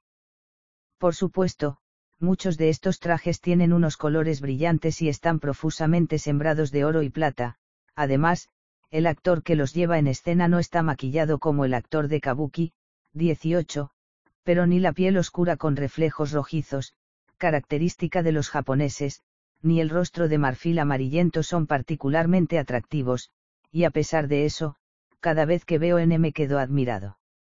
Sin duda, las prendas exteriores con dibujos tejidos o bordados en oro y plata son muy favorecedoras y las capas, túnicas o ropas de caza, verde oscuro o rojo caqui y los vestidos con mangas estrechas o los amplios pantalones de un blanco inmaculado no lo son menos cuando por casualidad el actor es un bello adolescente, la delicadeza de la piel, la frescura de las mejillas que tienen el brillo de la juventud, quedan realzadas, desprenden una seducción que no se parece en nada a la de la piel femenina y te das cuenta de que eso era lo que hacía perder la cabeza a los grandes señores de antaño, locamente enamorados de la belleza de sus favoritos.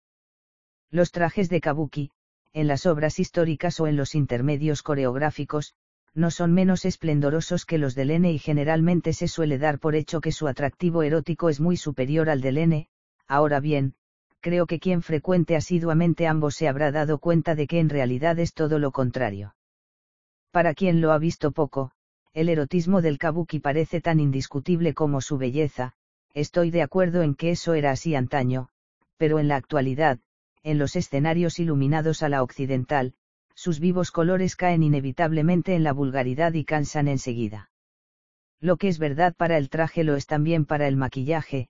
Se puede encontrar belleza en un rostro totalmente artificial, pero nunca se experimentará la impresión de autenticidad que produce la belleza sin maquillaje.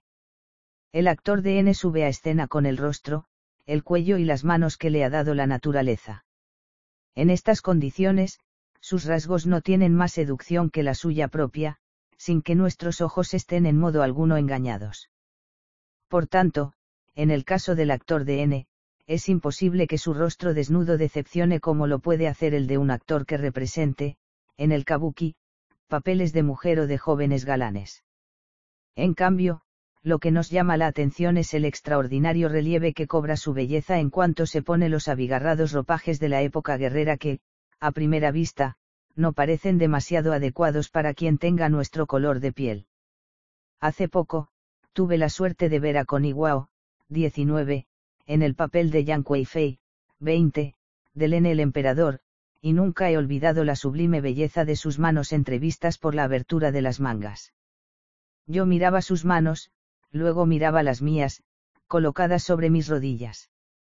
Si esas manos parecían tan bellas era debido, sin duda, al movimiento delicado que las animaba de la muñeca a la punta de los dedos y también a la disposición sumamente estudiada de los propios dedos.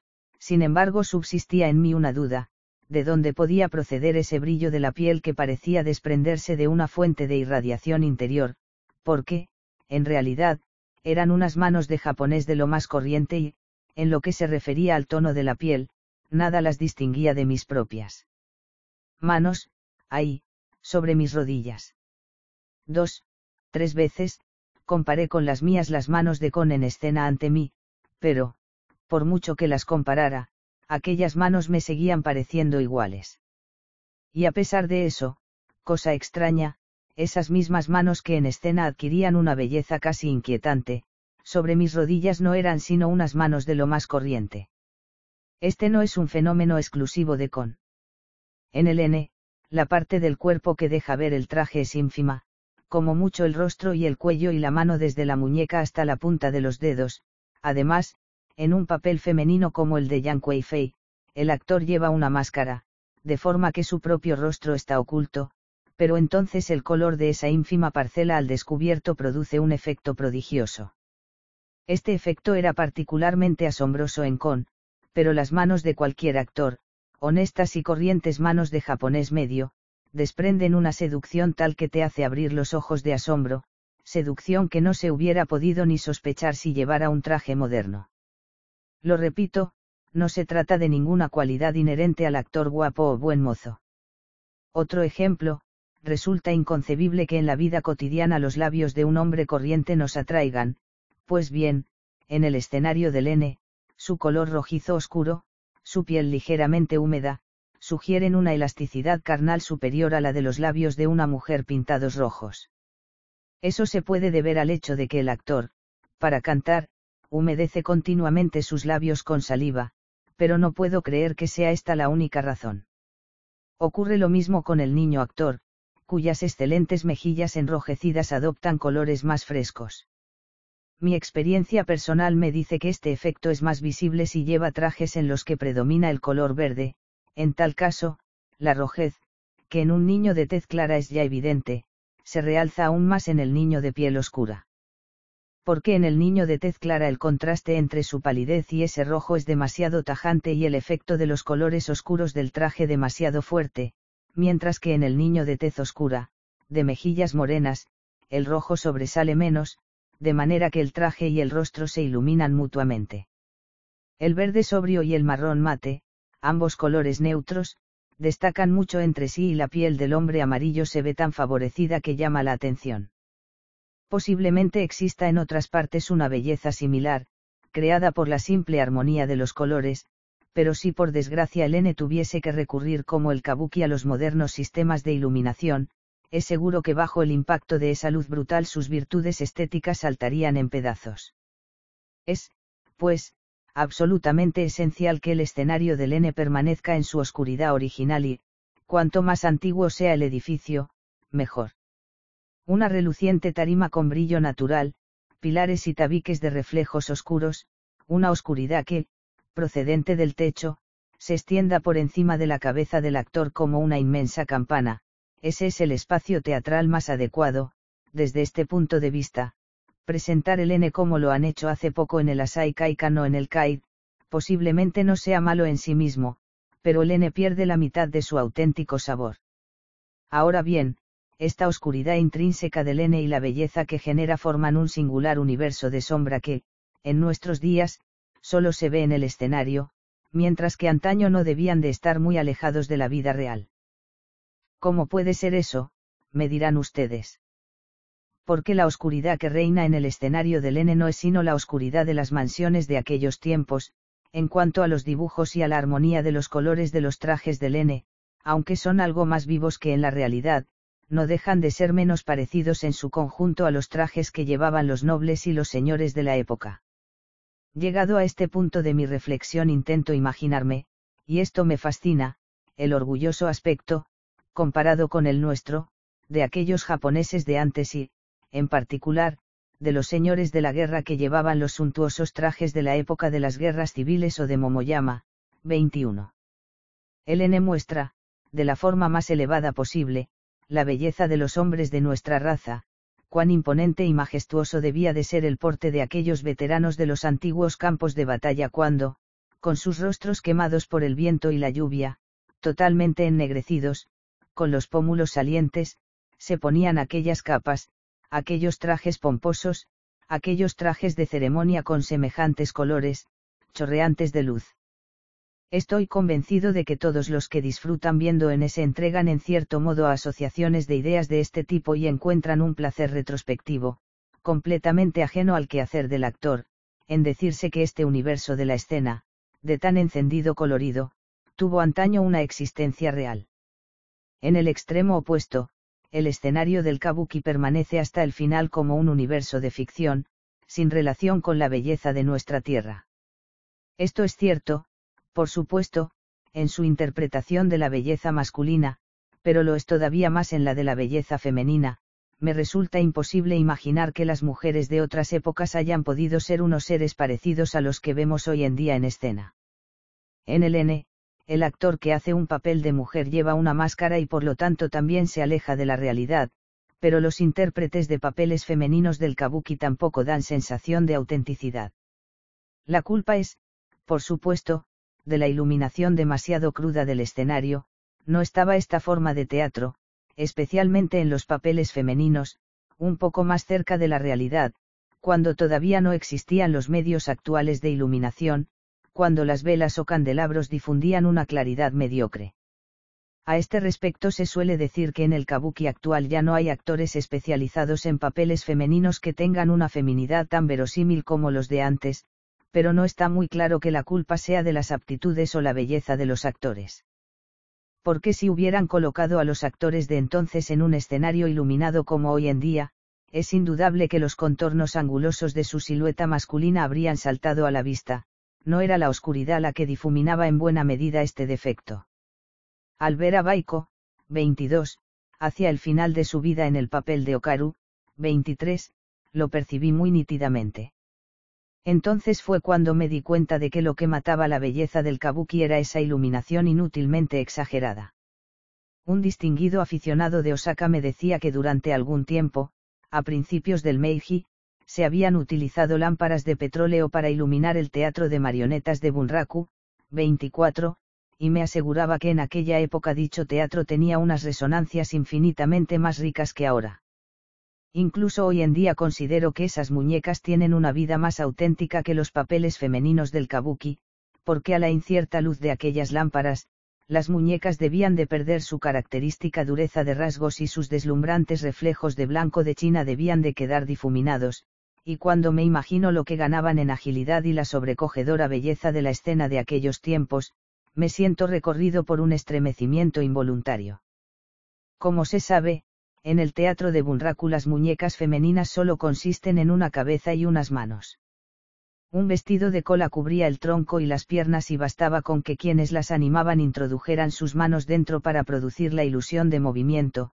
Por mi parte considero que este procedimiento se acerca mucho a la realidad, porque las mujeres de antes solo existían realmente de cuello para arriba y desde el borde de las mangas, el resto desaparecía enteramente en la oscuridad. En aquellos tiempos las mujeres de ambientes superiores a la clase media salían muy raramente y si lo hacían, era completamente acurrucadas en lo más profundo de un palanquín, por miedo a que las pudieran vislumbrar desde la calle. No es pues nada exagerado decir que, confinadas generalmente en una habitación de sus oscuras mansiones, totalmente sepultadas día y noche en la oscuridad, solo revelaban su existencia por el rostro. Las ropas, por otra parte, más alegres que las actuales para los hombres, lo eran relativamente menos para las mujeres. Las jóvenes y las mujeres de las casas burguesas, incluso bajo el antiguo régimen militar, utilizaban colores increíblemente apagados. En una palabra, el traje no era más que una parcela de la sombra, solo una transición entre la sombra y el rostro. El maquillaje incluía entre otras cosas el ennegrecimiento de los dientes. Cabe preguntarse si la finalidad de esta operación no era, una vez rebosante de oscuridad todo el espacio excepto el rostro, poner una pincelada de sombra hasta en la boca. Este concepto de la belleza femenina ya no existe en nuestros días, a no ser en algunos lugares muy especiales como la Casa Sumilla de Chimabara, 25. Sin embargo, me resulta posible representarme aproximadamente a las mujeres de antes al recordar la silueta de mi madre cosiendo, cuando yo era niño, al fondo de nuestra casa de Nyombasi, 26, a la rala luz procedente del jardín. Hasta esa época, hablo de los años 20 del Meiji, hacia 1890, se construían todavía las casas burguesas de Tokio de tal manera que eran muy oscuras y mi madre, mis tías, alguna pariente nuestra, casi todas las mujeres de esa generación, se ennegrecían los dientes. No recuerdo sus trajes de diario, pero cuando se vestían para salir solían llevar tejidos de color gris con dibujitos. Mi madre era muy pequeñita, 5 pies apenas, pero no era la única, pues era la estatura normal de las mujeres de aquella época. Incluso, se podría llegar a decir que esas mujeres apenas tenían carne. De mi madre recuerdo el rostro, las manos, vagamente los pies, pero mi memoria no ha conservado nada que se refiera al resto de su cuerpo. En este sentido, recuerdo el torso de la famosa estatua de Kannon del Chuguji, 27, no representa el típico desnudo de la mujer japonesa de antes. Aquel pecho liso como una plancha al que se ciñen unos senos de una delgadez de papel, aquella cintura apenas menos gruesa que el pecho, aquellas caderas, aquella grupa, aquella espalda recta, aquel tronco estrecho y delgado hasta el punto de resultar desproporcionado con el rostro y los miembros, aquella ausencia de espesor que más que un ser de carne evoca la tirantez de una bola de madera, no es, en conjunto, la estructura del cuerpo femenino de antaño. Todavía hoy en día me he encontrado entre las viejas damas de las familias tradicionales o entre las geisas algunas mujeres cuyo torso está conformado de esta manera. Al verlas, pienso irresistiblemente en la varilla que forma el armazón de las muñecas. En realidad, el torso no es sino un soporte destinado a recibir el traje y nada más. Estas mujeres, cuyo torso queda así reducido al estado de soporte, están hechas de una superposición de no sé cuántas capas de seda o de algodón y si se las despojara de sus vestidos solo quedaría de ellas, como en las muñecas, una varilla ridículamente desproporcionada. Antaño, esto carecía de importancia porque estas mujeres, que vivían en la sombra y solo eran un rostro blanquecino, no necesitaban para nada tener un cuerpo. Mirándolo bien, para los que celebran la triunfante belleza del desnudo de la mujer moderna, debe de ser muy difícil imaginar la belleza fantasmal de aquellas mujeres. Algunos dirán que la falaz belleza creada por la penumbra no es la belleza auténtica.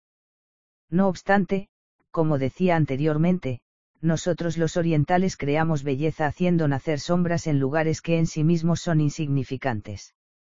Hay una vieja canción que dice: ramajes, reunidlos y anudadlos. Una choza, desatadlos.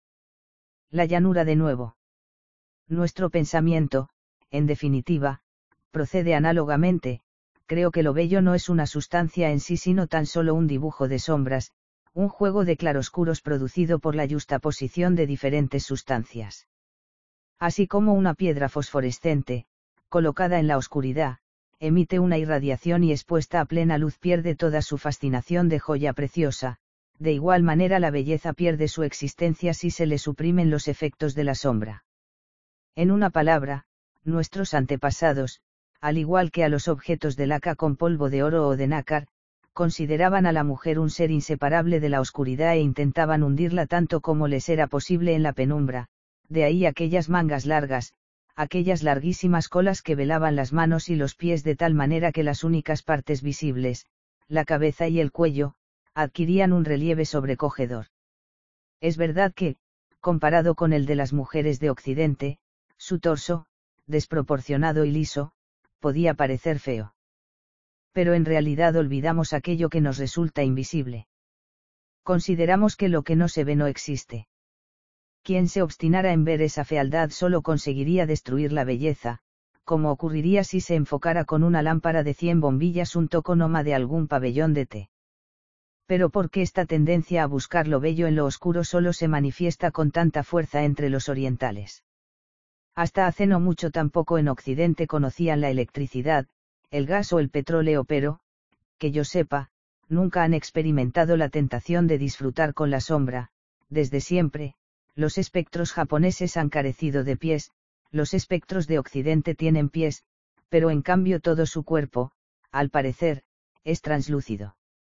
Aunque solo sea por estos detalles, resulta evidente que nuestra propia imaginación se mueve entre tinieblas negras como la laca, mientras que los occidentales atribuyen incluso a sus espectros la limpidez del cristal. Los colores que a nosotros nos gustan para los objetos de uso diario son estratificaciones de sombra, los colores que ellos prefieren condensan en sí todos los rayos del sol. Nosotros apreciamos la pátina sobre la plata y el cobre, ellos la consideran sucia y antihigiénica, y no están contentos hasta que el metal brilla a fuerza de frotarlo. En sus viviendas evitan cuanto pueden los recovecos y blanquean techo y paredes. Incluso cuando diseñan sus jardines, donde nosotros colocaríamos bosquecillos umbríos, ellos despliegan amplias extensiones de césped. ¿Cuál puede ser el origen de una diferencia tan radical en los gustos? Mirándolo bien, como los orientales intentamos adaptarnos a los límites que nos son impuestos, siempre nos hemos conformado con nuestra condición presente, no experimentamos, por lo tanto, ninguna repulsión hacia lo oscuro, nos resignamos a ello como a algo inevitable, que la luz es pobre, pues que lo sea, es más, nos hundimos con deleite en las tinieblas y les encontramos una belleza muy particular. En cambio los occidentales, siempre al acecho del progreso, se agitan sin cesar persiguiendo una condición mejor a la actual. Buscan siempre más claridad y se las han arreglado para pasar de la vela a la lámpara de petróleo, del petróleo a la luz de gas, del gas a la luz eléctrica, hasta acabar con el menor resquicio, con el último refugio de la sombra. Puede ocurrir que sea debido a una diferencia de carácter, a pesar de todo, quisiera examinar cuáles pueden ser las repercusiones de la diferencia de color de la piel. Entre nosotros, desde siempre, se ha considerado que una piel blanca era más noble y bella que una piel oscura, pero ¿en qué se diferencia la blancura de un hombre de raza blanca de nuestra propia blancura?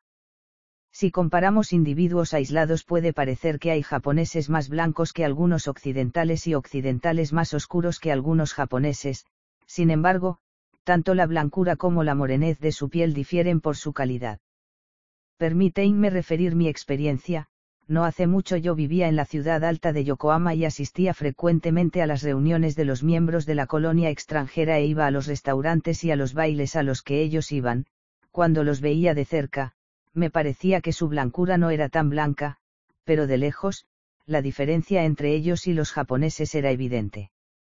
Algunas damas japonesas llevaban trajes de noche tan buenos como los de las extranjeras y a veces su tez era más clara que la suya, pero bastaba que una de las japonesas se mezclase a un grupo, para que, con una simple mirada se la distinguiera desde lejos. Me explico, por muy blanca que sea una japonesa sobre su blancura hay como un ligero velo. Aunque estas mujeres, para no ir a la zaga de las occidentales, se unten con pintura blanca espaldas, brazos, axilas, en una palabra, todas las partes del cuerpo expuestas a la vista, no consiguen borrar el pigmento oscuro que subyace en el fondo de su piel. A pesar de todo, se le adivina, como se puede adivinar una impureza en el fondo del agua clara vista desde muy arriba. Es una sombra negruzca, como una capa de polvo, que se aloja entre los dedos, en el contorno de la nariz, alrededor del cuello, en el hueco de la espalda. En cambio, el fondo de la piel de los occidentales, aunque tengan la tez algo turbia, sigue siendo claro y translúcido sin que jamás, en ninguna parte del cuerpo, presenten esa sombra sospechosa. Desde la punta del cráneo hasta la de los dedos, son de un blanco fresco y sin mezcla.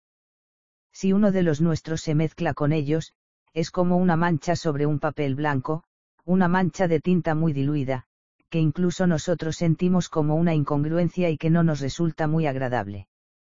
Esto quizás permita explicar la psicología de la repulsión que experimentaban no hace mucho los hombres de raza blanca hacia la gente de color, la mancha que representa en una reunión la presencia, aunque solo sea de una o dos personas de color, debía de incomodar de alguna manera a los blancos aquejados de una sensibilidad exacerbada.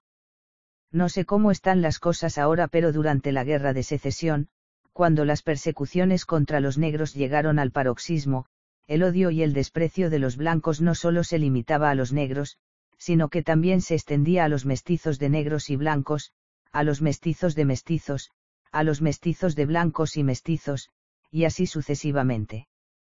No paraban hasta que no hubieran localizado el mínimo rastro de sangre negra en aquellos a los que clasificaban en medias, cuartas, octavas, 16avas e incluso 32avas partes de sangre mezclada. Su ojo experto localizaba el menor matiz de color escondido en la piel más blanca, entre personas que, a primera vista, no se diferenciaban para nada del blanco de pura raza, pero que habían tenido en la segunda o tercera generación un único ascendiente de raza negra. Hechos como estos permiten comprender los motivos profundos de las relaciones que nosotros, los de raza amarilla, hemos entablado con la sombra. Nadie se pone por voluntad propia, deliberadamente, en una situación que le resulta desfavorable, es, pues, completamente natural que para vestirnos, alimentarnos y alojarnos prefiramos cosas con colores mitigados y que intentemos hundirnos en un ambiente oscuro. Ciertamente, nada permite creer que nuestros antepasados hayan sido conscientes de ese velo que empañaba su piel, porque ni siquiera conocían la existencia de una raza de hombres más blancos que ellos, pero no puedo dejar de pensar que sus reacciones espontáneas ante los colores son las que han originado sus gustos. Nuestros antepasados empezaron delimitando en el espacio luminoso un volumen cerrado con el que hicieron un universo de sombra, luego confinaron a la mujer al fondo de la oscuridad porque estaban convencidos de que no podía haber en el mundo ningún ser humano que tuviera una tez más clara. Si se admite con ellos que la blancura de la piel es la suprema condición de la belleza femenina ideal, hay que reconocer que no podían actuar de otra manera y que era perfectamente lícito que lo hicieran. Contrariamente a los cabellos de los hombres blancos, que son claros, los nuestros son negros, la propia naturaleza nos enseña aquí las leyes de la sombra, leyes que nuestros antepasados obedecían inconscientemente para hacer que, mediante un juego de contrastes, un rostro amarillo pareciera blanco. He dado ya mi opinión sobre la costumbre de ennegrecer los dientes, pero las mujeres de antes también se afeitaban las cejas, no era esa otra manera de realzar el brillo de su rostro. Pero lo que más me llama la atención es su famoso lápiz de labios azul verdoso con reflejos nacarados. En nuestros días ni siquiera las geisas de Gion, 28, los siguen utilizando, pero de todos modos, no podríamos comprender su poder de seducción si no nos representamos el efecto de ese color a la incierta luz de los candelabros. Nuestros antepasados aplastaban deliberadamente los labios rojos de sus mujeres bajo ese emplasto verde negruzco, como incrustado de nácar. De esa manera arrancaban todo ardor del rostro más radiante. Piensen en la sonrisa de una joven, a la vacilante luz de una linterna, que de vez en cuando hace centellear unos dientes lacados de negro de entre unos labios de un azul irreal de fuego fatuo. ¿Puede uno imaginarse un rostro más blanco? Yo, al menos, lo veo más blanco que la blancura de cualquier mujer blanca, en ese universo de ilusiones que llevo grabado en mi cerebro. La blancura del hombre blanco es una blancura translúcida, evidente y trivial, mientras que aquella es una blancura en cierto modo separada del ser humano. Puede que una blancura así definida no tenga ninguna existencia real. Puede que no sea más que un juego engañoso y efímero de sombras y de luz. Lo admito, pero nos resulta suficiente porque no nos es dado esperar nada mejor. Quisiera hacer una observación respecto al color de la oscuridad que normalmente rodea a una blancura de este tipo. No sé ya cuándo, hace años, llevé a un visitante procedente de Tokio a la casa Sumiya de Chimabara y allí percibí, solo una vez, cierta oscuridad cuya calidad no pude olvidar. Era una vasta sala que se llamaba, creo, la Sala de los Pinos, destruida posteriormente por un incendio. Las tinieblas que reinaban en aquella habitación inmensa, apenas iluminada por la llama de una única vela, tenían una densidad de una naturaleza muy diferente a las que pueden reinar en un salón pequeño. Cuando entré en la sala, una criada de edad madura, con las cejas afeitadas y los dientes ennegrecidos, estaba arrodillada colocando el candelabro ante un gran biombo, detrás de ese biombo que delimitaba un espacio luminoso de 2 esteras aproximadamente, caía, como suspendida del techo, una profunda oscuridad, densa y de color uniforme, sobre la que rebotaba, como sobre un muro negro, la luz indecisa del candelabro, incapaz de reducir su espesura. ¿Ha visto usted alguna vez, lector, el color de las tinieblas a la luz de una llama? Están hechas de una materia diferente a la de las tinieblas de la noche en un camino y, si me atrevo a hacer una comparación, parecen estar formadas de corpúsculos como de una ceniza tenue, cuyas parcelas resplandecieran con todos los colores del arco iris. Me pareció que iban a meterse en mis ojos y, a pesar mío, parpadeé. Ahora están de moda los reservados de dimensiones más modestas, los hacen de 10, 8 o incluso 6 esteras, por ello, aunque solo encendieran una vela no se podrían encontrar unas tinieblas de ese color. En cambio, antaño, tanto en los palacios como en los lugares de asueto, la costumbre exigía techos altos, pasillos amplios e inmensas salas de varias decenas de esteras, lo que implica que en aquellos edificios, a cualquier hora flotara una estancada oscuridad de ese tipo, similar a una bruma impenetrable. Y nuestras gentiles damas chapoteaban en ese caldo espeso y negro en el que estaban hundidas hasta el cuello. No hace mucho me explayaba sobre este tema en mis ensayos de la ermita a la sombra de los pinos, pero nuestros contemporáneos, acostumbrados como están desde hace ya tiempo a la luminosidad de la luz eléctrica, habrán olvidado sin duda que hayan podido existir jamás unas tinieblas de este tipo. Ahora bien, esas tinieblas sensibles a la vista, producían la ilusión de una especie de bruma palpitante, provocaban fácilmente alucinaciones, y en muchos casos eran más terroríficas que las tinieblas exteriores. Las manifestaciones de espectros o de monstruos no eran en definitiva más que emanaciones de esas tinieblas, y las mujeres que vivían en su seno, rodeadas de no sé cuántos visillos, pantallas, biombos, tabiques móviles, no pertenecían, a su vez, a la familia de los espectros. Las tinieblas las envolvían con 10, 20 capas de sombra, se infiltraban en ellas por el menor resquicio de su ropaje, el cuello, las mangas, el dobladillo del vestido. Es más, quién sabe si a veces, a la inversa, dicha oscuridad no salía del propio cuerpo de aquellas mujeres, de su boca de dientes pintados, de la punta de su negra cabellera, cual hilos de araña, esos hilos que escupía la maléfica araña de tierra. Si es cierto lo que contaba hace algunos años Takebayashi Musan, 29, a su vuelta de París, Tokio u Osaka están mucho mejor iluminadas que las grandes ciudades europeas. En París, en plenos campos elíseos, todavía hay algunas casas iluminadas con petróleo, mientras que en Japón, para encontrar este tipo de iluminación hay que ir al interior de las montañas más apartadas.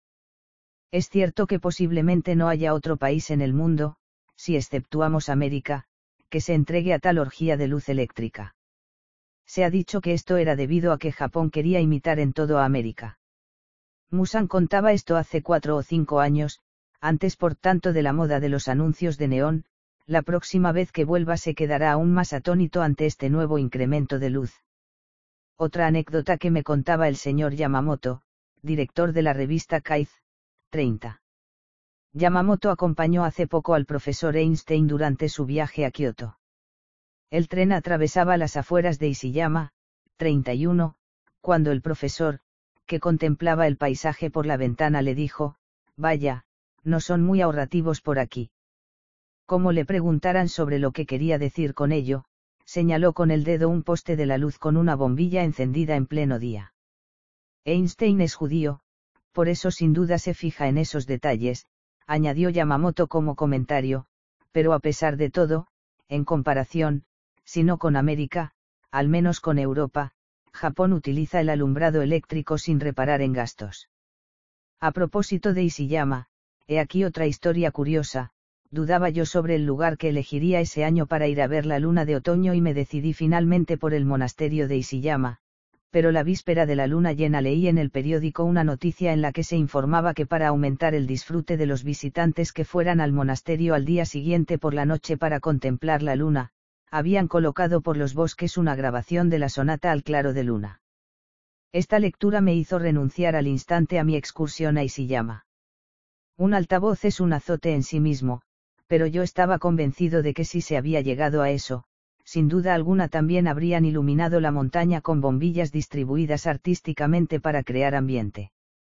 Ya en otra ocasión me habían estropeado el espectáculo de la luna llena. Un año quise ir a contemplarla en barca al estanque del monasterio de Suma, 32, en la 15ª noche, así que invité a algunos amigos y llegamos cargados con nuestras provisiones para descubrir que en torno al estanque habían colocado alegres guirnaldas de bombillas eléctricas multicolores. La luna había acudido a la cita, pero era como si ya no existiera. Hechos como este demuestran el grado de intoxicación al que hemos llegado, hasta el punto de que parece que nos hubiéramos hecho extrañamente inconscientes de los inconvenientes del alumbrado abusivo. Se alegará que peor para los amantes del claro de luna, pero en las casas de citas, los restaurantes, los albergues, los hoteles, qué derroche de luz eléctrica. Admito sin problema que, en cierta medida, es necesaria para atraer a la clientela, pero de todos modos, ¿para qué sirve encender las lámparas en verano, cuando todavía es de día, si no es para que haga más calor? Donde quiera que vaya en verano, esta manía me llena de consternación. Si en las habitaciones reina un calor absurdo, incluso cuando hace fresco fuera, la culpa es exclusivamente de la excesiva potencia o del excesivo número de bombillas, porque cada vez que he hecho el experimento de apagar alguna, volvía a hacer fresco inmediatamente. Es realmente curioso que ni los clientes, ni los dueños se hayan dado cuenta nunca. Por principio, convendría incrementar algo la intensidad del alumbrado en invierno y disminuirlo en verano. Se conseguiría una sensación de frescura y habría menos insectos. Pero lo peor es que encienden demasiadas lámparas y luego, aduciendo que hace calor, se ponen en marcha los ventiladores. Solo pensarlo me enfurece. En una habitación japonesa, donde el calor se disipa lateralmente, se puede en último extremo aguantar, pero en una habitación de hotel de estilo occidental, donde el aire no circula bien, cuyos suelos, paredes y techos irradian por todas partes el calor almacenado, es realmente insoportable. Para citar un ejemplo, aunque esto me moleste un poco, quien quiera que haya recorrido una tarde de verano los pasillos del Hotel Miyako de Kioto no puede dejar de estar de acuerdo conmigo. La cosa es mucho más fastidiosa si se tiene en cuenta que, como forma una especie de terraza frente al norte, hay desde ahí una vista panorámica sobre el monte Yei, 33, el monte Nioi, 34, la torre de pisos y el bosque de Kurodani, 35, y las verdeantes pendientes de las montañas del este, espectáculo cuya sola vista refresca el corazón. Pongamos que una tarde de verano te apetece ir a disfrutar del fresco frente a ese paisaje encantador y ahí que te diriges, saboreando de antemano la brisa que imaginas recorre todo el edificio. Pues bien, bajo el blanco techo, detrás de las placas de cristal lechoso dispuestas aquí y allá, resplandecen unas luces brutales. Y como en las construcciones recientes de estilo occidental los techos son bajos, estas luces son como bolas de fuego que giran encima del cráneo y decir que hace calor es quedarse corto porque pronto el resto del cuerpo acaba teniendo la misma temperatura que la parte superior y sientes que empiezas a asarte, primero por la cabeza, después por el cuello y luego por la espalda. Y esto no es todo, una sola de esas bolas de fuego bastaría ampliamente para iluminar un espacio tan reducido, pero son 3, 4, esos artefactos mortíferos que brillan en el techo, y a lo largo de las paredes, de los pilares, por todas partes, han ido sembrando unos aparatos más pequeños cuya única utilidad es la de pulverizar el menor rastro de sombra que pueda haberse refugiado en los rincones. En vano buscarás por la habitación alguna sombra fugaz, la mirada no encuentra en torno suyo sino paredes blancas, gruesos pilares rojos y por último el suelo, hecho con superficies de colores vivos que dibujan como un mosaico, que se meten por los ojos como una litografía recién impresa, cosas todas ellas que agravan aún más la penosa impresión de calor. La diferencia de temperatura es asombrosa cuando se viene del pasillo. El aire fresco de la noche no sirve de nada pues es transformado de inmediato en ardiente vendaval. No hace todavía mucho tiempo, yo iba gustosamente a ese hotel, consideren esto que digo como un consejo de amigo, en honor de los gratos recuerdos que de él conservo, pero sigo creyendo que es escandaloso arruinar con esa iluminación un espectáculo como ese, en el lugar más adecuado para gozar de la frescura de una noche de verano. Ese calor es una molestia para un japonés, pero también estoy convencido de que lo es para un occidental, cualquiera que sea la pasión que profese por la claridad, basta con hacer un experimento muy sencillo, que disminuyan la iluminación y se comprenderá de inmediato. No hago sino citar un ejemplo entre mil, y este hotel no es el único al que le sucede esto.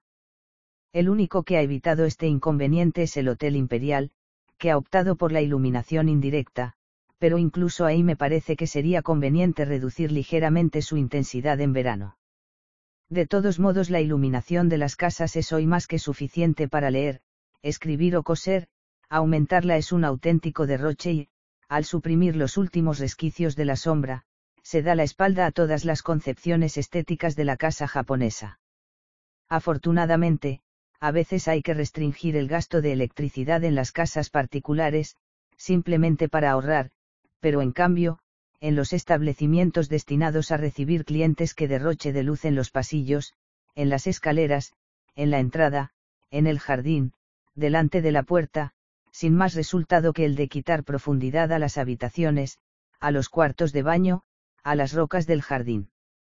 En invierno, pase todavía porque eso calienta algo, pero en las noches de verano, en cuanto llegas al hotel, te encuentras con el mismo desastre que en el Miyako. De lo cual infiero que solo hay un medio de gozar en paz del fresco, quedarse en casa, abrir de par en par las ventanas y tenderse a la sombra bajo el mosquitero. Ya no recuerdo en qué revista o en qué periódico leía el otro día un artículo dedicado a las quejas de las señoras inglesas de edad, cuando ellas eran jóvenes, estaban acostumbradas a tratar con respeto a las personas mayores, pero las jóvenes de hoy en día las ignoran, incluso evitan acercarse a ellas, como si la vejez fuera una tara algo repugnante, se quejan, en una palabra, de que los jóvenes de ahora se comportan de una manera muy diferente a los de antes, deduje que los viejos de todos los países del mundo dicen lo mismo, que el hombre que va adquiriendo edad parece siempre inclinado a creer que, bajo todos los aspectos, el ayer era preferible al hoy. Los viejos de hace 100 años lamentaban los tiempos de hace 2 siglos, y los viejos de hace 200 años suspiraban por los de hace 3 siglos, nada nos autoriza a creer que algún viejo haya manifestado estar contento con el estado de cosas de su época. Sin embargo, esta comprobación es ahora más cierta que nunca debido a los progresos acelerados de la cultura y, sobre todo, a las circunstancias sumamente especiales en las que se encuentra nuestro país, pues las transformaciones acaecidas después de la restauración del Meiji corresponden, como poco, a la evolución de 3 o 5 siglos de los tiempos pasados.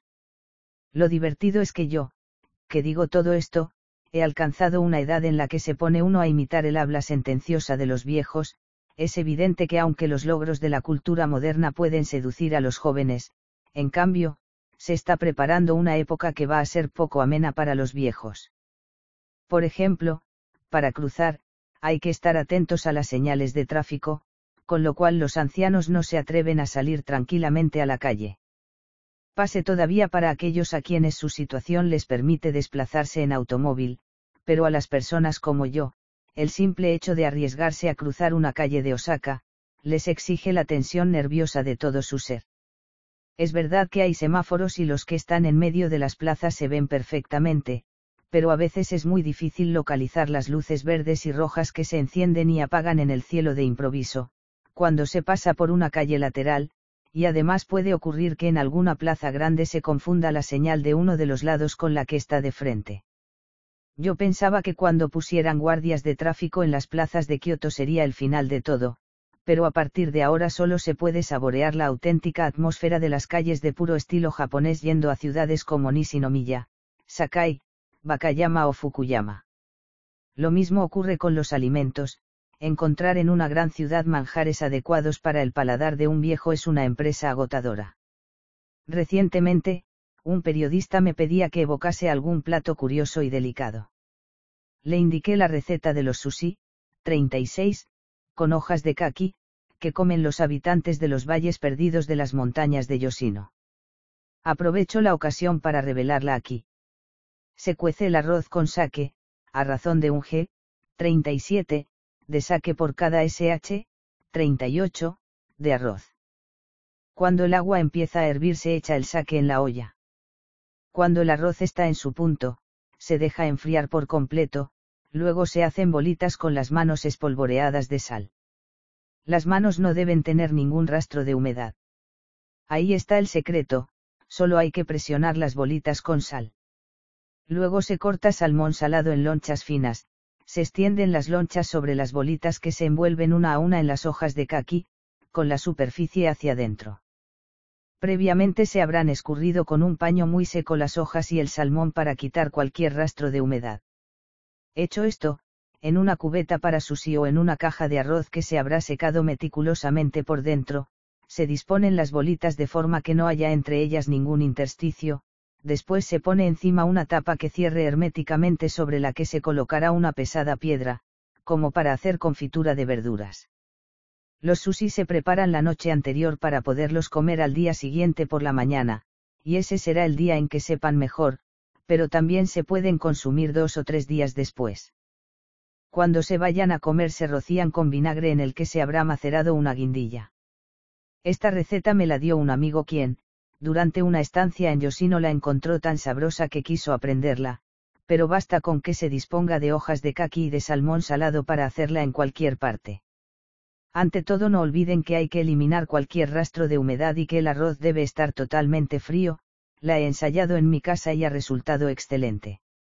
La grasa y la sal del salmón impregnan al arroz justo lo necesario y no puedo describir la consistencia del pescado, que recupera su elasticidad como si estuviera fresco. El sabor no tiene nada que ver con el de los sushi de Tokio, como me gustaron muchísimo más, no comí otra cosa en todo el verano.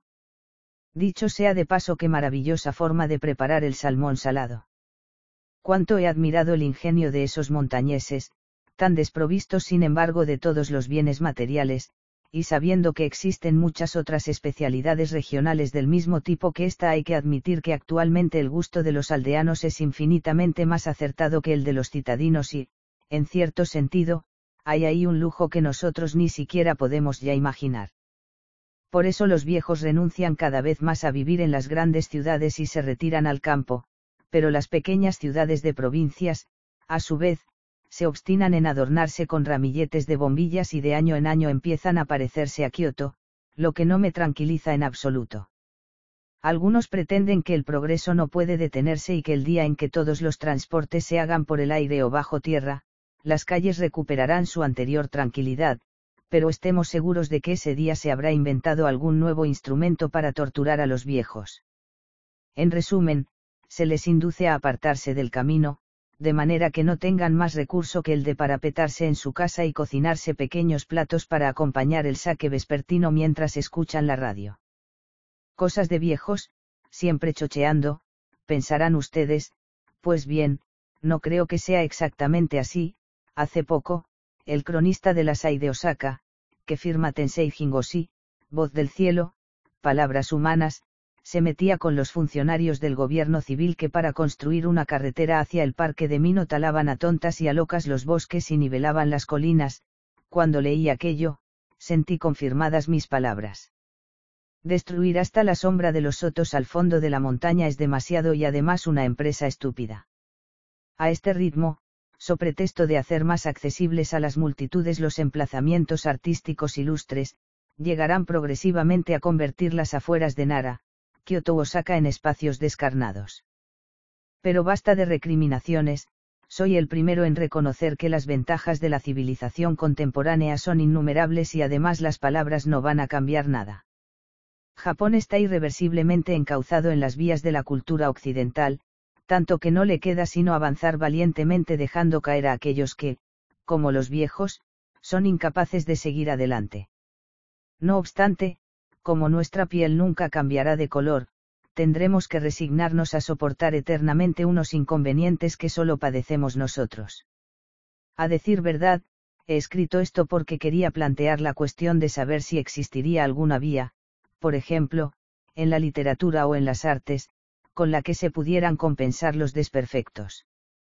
En lo que a mí respecta, me gustaría resucitar, al menos en el ámbito de la literatura, ese universo de sombras que estamos disipando. Me gustaría ampliar el alero de ese edificio llamado literatura, oscurecer sus paredes, hundir en la sombra lo que resulta demasiado visible y despojar su interior de cualquier adorno superfluo. No pretendo que haya que hacer lo mismo en todas las casas. Pero no estaría mal, creo yo, que quedase aunque solo fuese una de ese tipo. Y para ver cuál puede ser el resultado, voy a apagar mi lámpara eléctrica. Junichiro Tanizaki, Tokio, 1886. Yugawara, 1965. Novelista y ensayista japonés. Fue colaborador de la revista Literatura de Mita, junto con Nagai Kafu, Sataru y Kubota Mantaro, jóvenes escritores que, como él, rechazaban la escritura naturalista del grupo Shirakawa. Influido por Edgar Allan Poe, Oscar Wilde y el simbolismo francés, publicó su primer cuento, Tatuaje, o El tatuador, 1910. Con Hay quien prefiere las ortigas, 1929, Relato de un ciego, 1931, e Historia de Sun King, 1933, su estilo se acerca en mayor medida al realismo y a la cultura nipona clásica. De su obra posterior, fruto de la confrontación de lo tradicional y lo moderno en Japón, junto a cierta obsesión por lo erótico y sensual, cabe citar Las hermanas Makioka, 1947, La llave, 1956, y Diario de un viejo loco, 1962. En el importante ensayo El elogio de la sombra, 1933, efectúa un repaso crítico de las principales nociones estéticas de la cultura japonesa. Notas. 1. Tabique móvil formado por una armadura de listones de cuadrículas apretadas, sobre la que se pega un papel blanco espeso que deja pasar la luz, pero no la vista. Los ji eran hasta hace poco el único cerramiento de la casa japonesa. Por la noche, les añaden otros tabiques, amado, también corredizos. Hoy en día, los ji suelen estar precedidos, o incluso sustituidos por puertas acristaladas. 2. Natsume Seki, 1867-1916, uno de los novelistas más importantes de principios del siglo XX. 3. Sait Rayok, 1867-1904, novelista, crítico y ensayista. 4.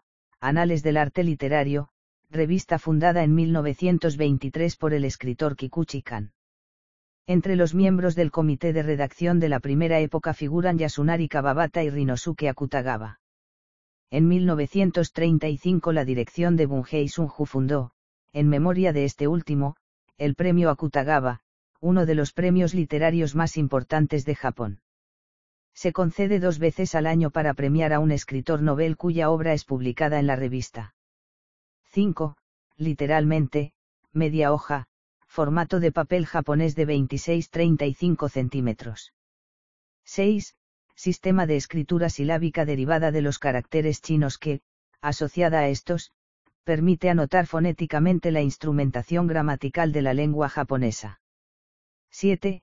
Papel japonés de alta calidad, grueso y totalmente blanco, reservado a los edictos imperiales. 8. Literalmente, habitación del lecho, alcoba. Hueco practicado generalmente en la pared de la habitación principal, perpendicular al jardín y que desempeña un papel capital en la decoración de la casa japonesa tradicional. Ahí es donde se cuelga un cuadro escogido en función de la estación y se coloca algún objeto artístico de bronce o de cerámica, o algún adorno floral. El gusto de los dueños de la casa se juzga por la armonía conseguida entre estos tres elementos. 9. La almohada de hierba, fórmula poética, asociada tradicionalmente a Viaje, novela de Natsume Seki, publicada en 1906. 10. Ikan, dulce gelatinoso parecido a nuestras frutas glaseadas. La base consiste en una pasta de alubias con azúcar y agar-agar, perfumada con frutas, castaña, kaki, ciruela, etc. 11. Pasta de soja fermentada con sal y levadura, hervida y picada. Se utiliza como base para una sopa que es ingrediente obligado del desayuno. 12. Salsa marrón a base de soja fermentada, condimento esencial en la cocina japonesa. 13. Pasta blanquecina que parece queso fresco, a base de soja aplastada, hervida y triturada, a la que se ha añadido un coagulante. Aunque el tofu es un ingrediente de numerosos platos, se puede consumir solo, condimentado de diferentes maneras. 14. Pasta espesa obtenida con la carne de algunos pescados blancos. Cortada en lonchas, es un ingrediente de diferentes platos. 15. Monasterio de Kioto, situado en las colinas al este de la ciudad, sede de la secta de la Tierra Pura, fundada por el santo monje Nen, 1133-1212. Precedida por una puerta monumental de 25 metros de altura, la más alta de Japón, entre otras cosas contiene la famosa Sala de las Mil Esteras, y la tumba del santo fundador. 16. Nombre de dos grandes monasterios de Kioto, el Onganji del Este y el Onganji del Oeste, sedes de dos ramas rivales de la secta amidista llamada Doshin-suo, escuela auténtica de la Tierra Pura. 17. La forma clásica más antigua del teatro japonés. Creada en los siglos XIV y XV por Kanze Kanami, 1333-1384, y su hijo Zemi, 1364-1444, el N ha sobrevivido hasta nuestros días gracias a una tradición ininterrumpida. 18. Junto al N y el Ninigururi, el kabuki es el tercero de los géneros clásicos del teatro japonés. Muy apreciado por el público popular, conoció su apogeo en el siglo XIX. 19. Koniwao, 1887-1951, fue un celebérrimo actor de N. 20. Favorita del emperador Kyuntzon, asesinada en 756 por los soldados de la Guardia. Su figura inspiró a numerosos poetas japoneses así como varias obras de teatro, en particular dos N, Y-ki, pronunciación japonesa de su nombre, y Kotei, el emperador. 21. La montaña de los melocotones, colina situada a 5 kilómetros al suroeste de Kioto. El llamado periodo de Momoyama corresponde, en historia del arte, a los últimos años del siglo XVI. 22. Onoe Baiko, 1870-1934, sexto con este nombre, célebre intérprete de papeles femeninos del kabuki. 23. Personaje femenino del famoso drama histórico El tesoro de los vasallos fieles. Es uno de los grandes papeles del repertorio del kabuki. 24. Cantante y director de teatro, muerto en 1810, cuyo nombre sirvió para designar el teatro de marionetas de Osaka. 25. Barrio del suroeste de Kioto que a mediados del siglo XVII era el barrio del placer. 26.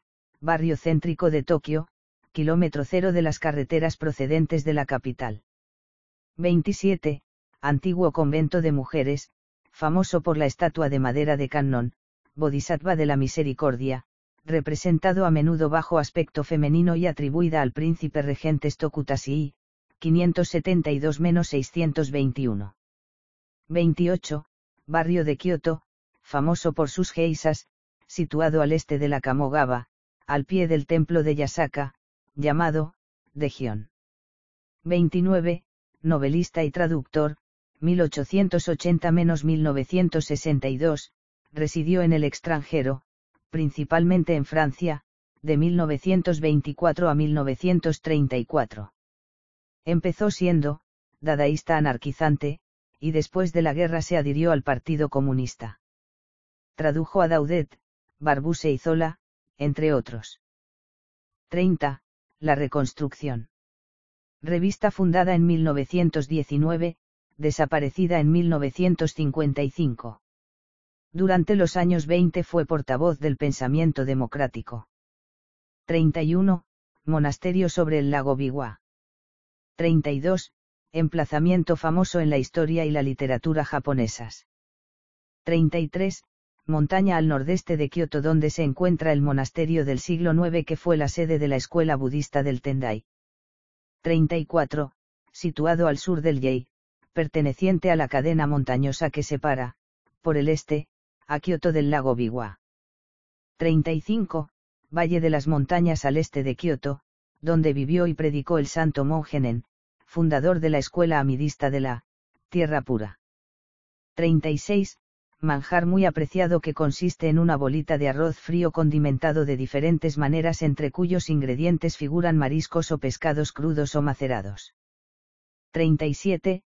Medida de capacidad, 0,18 litros. 38. Otra medida de capacidad, 1,8 litros. Equivalen a 10 g.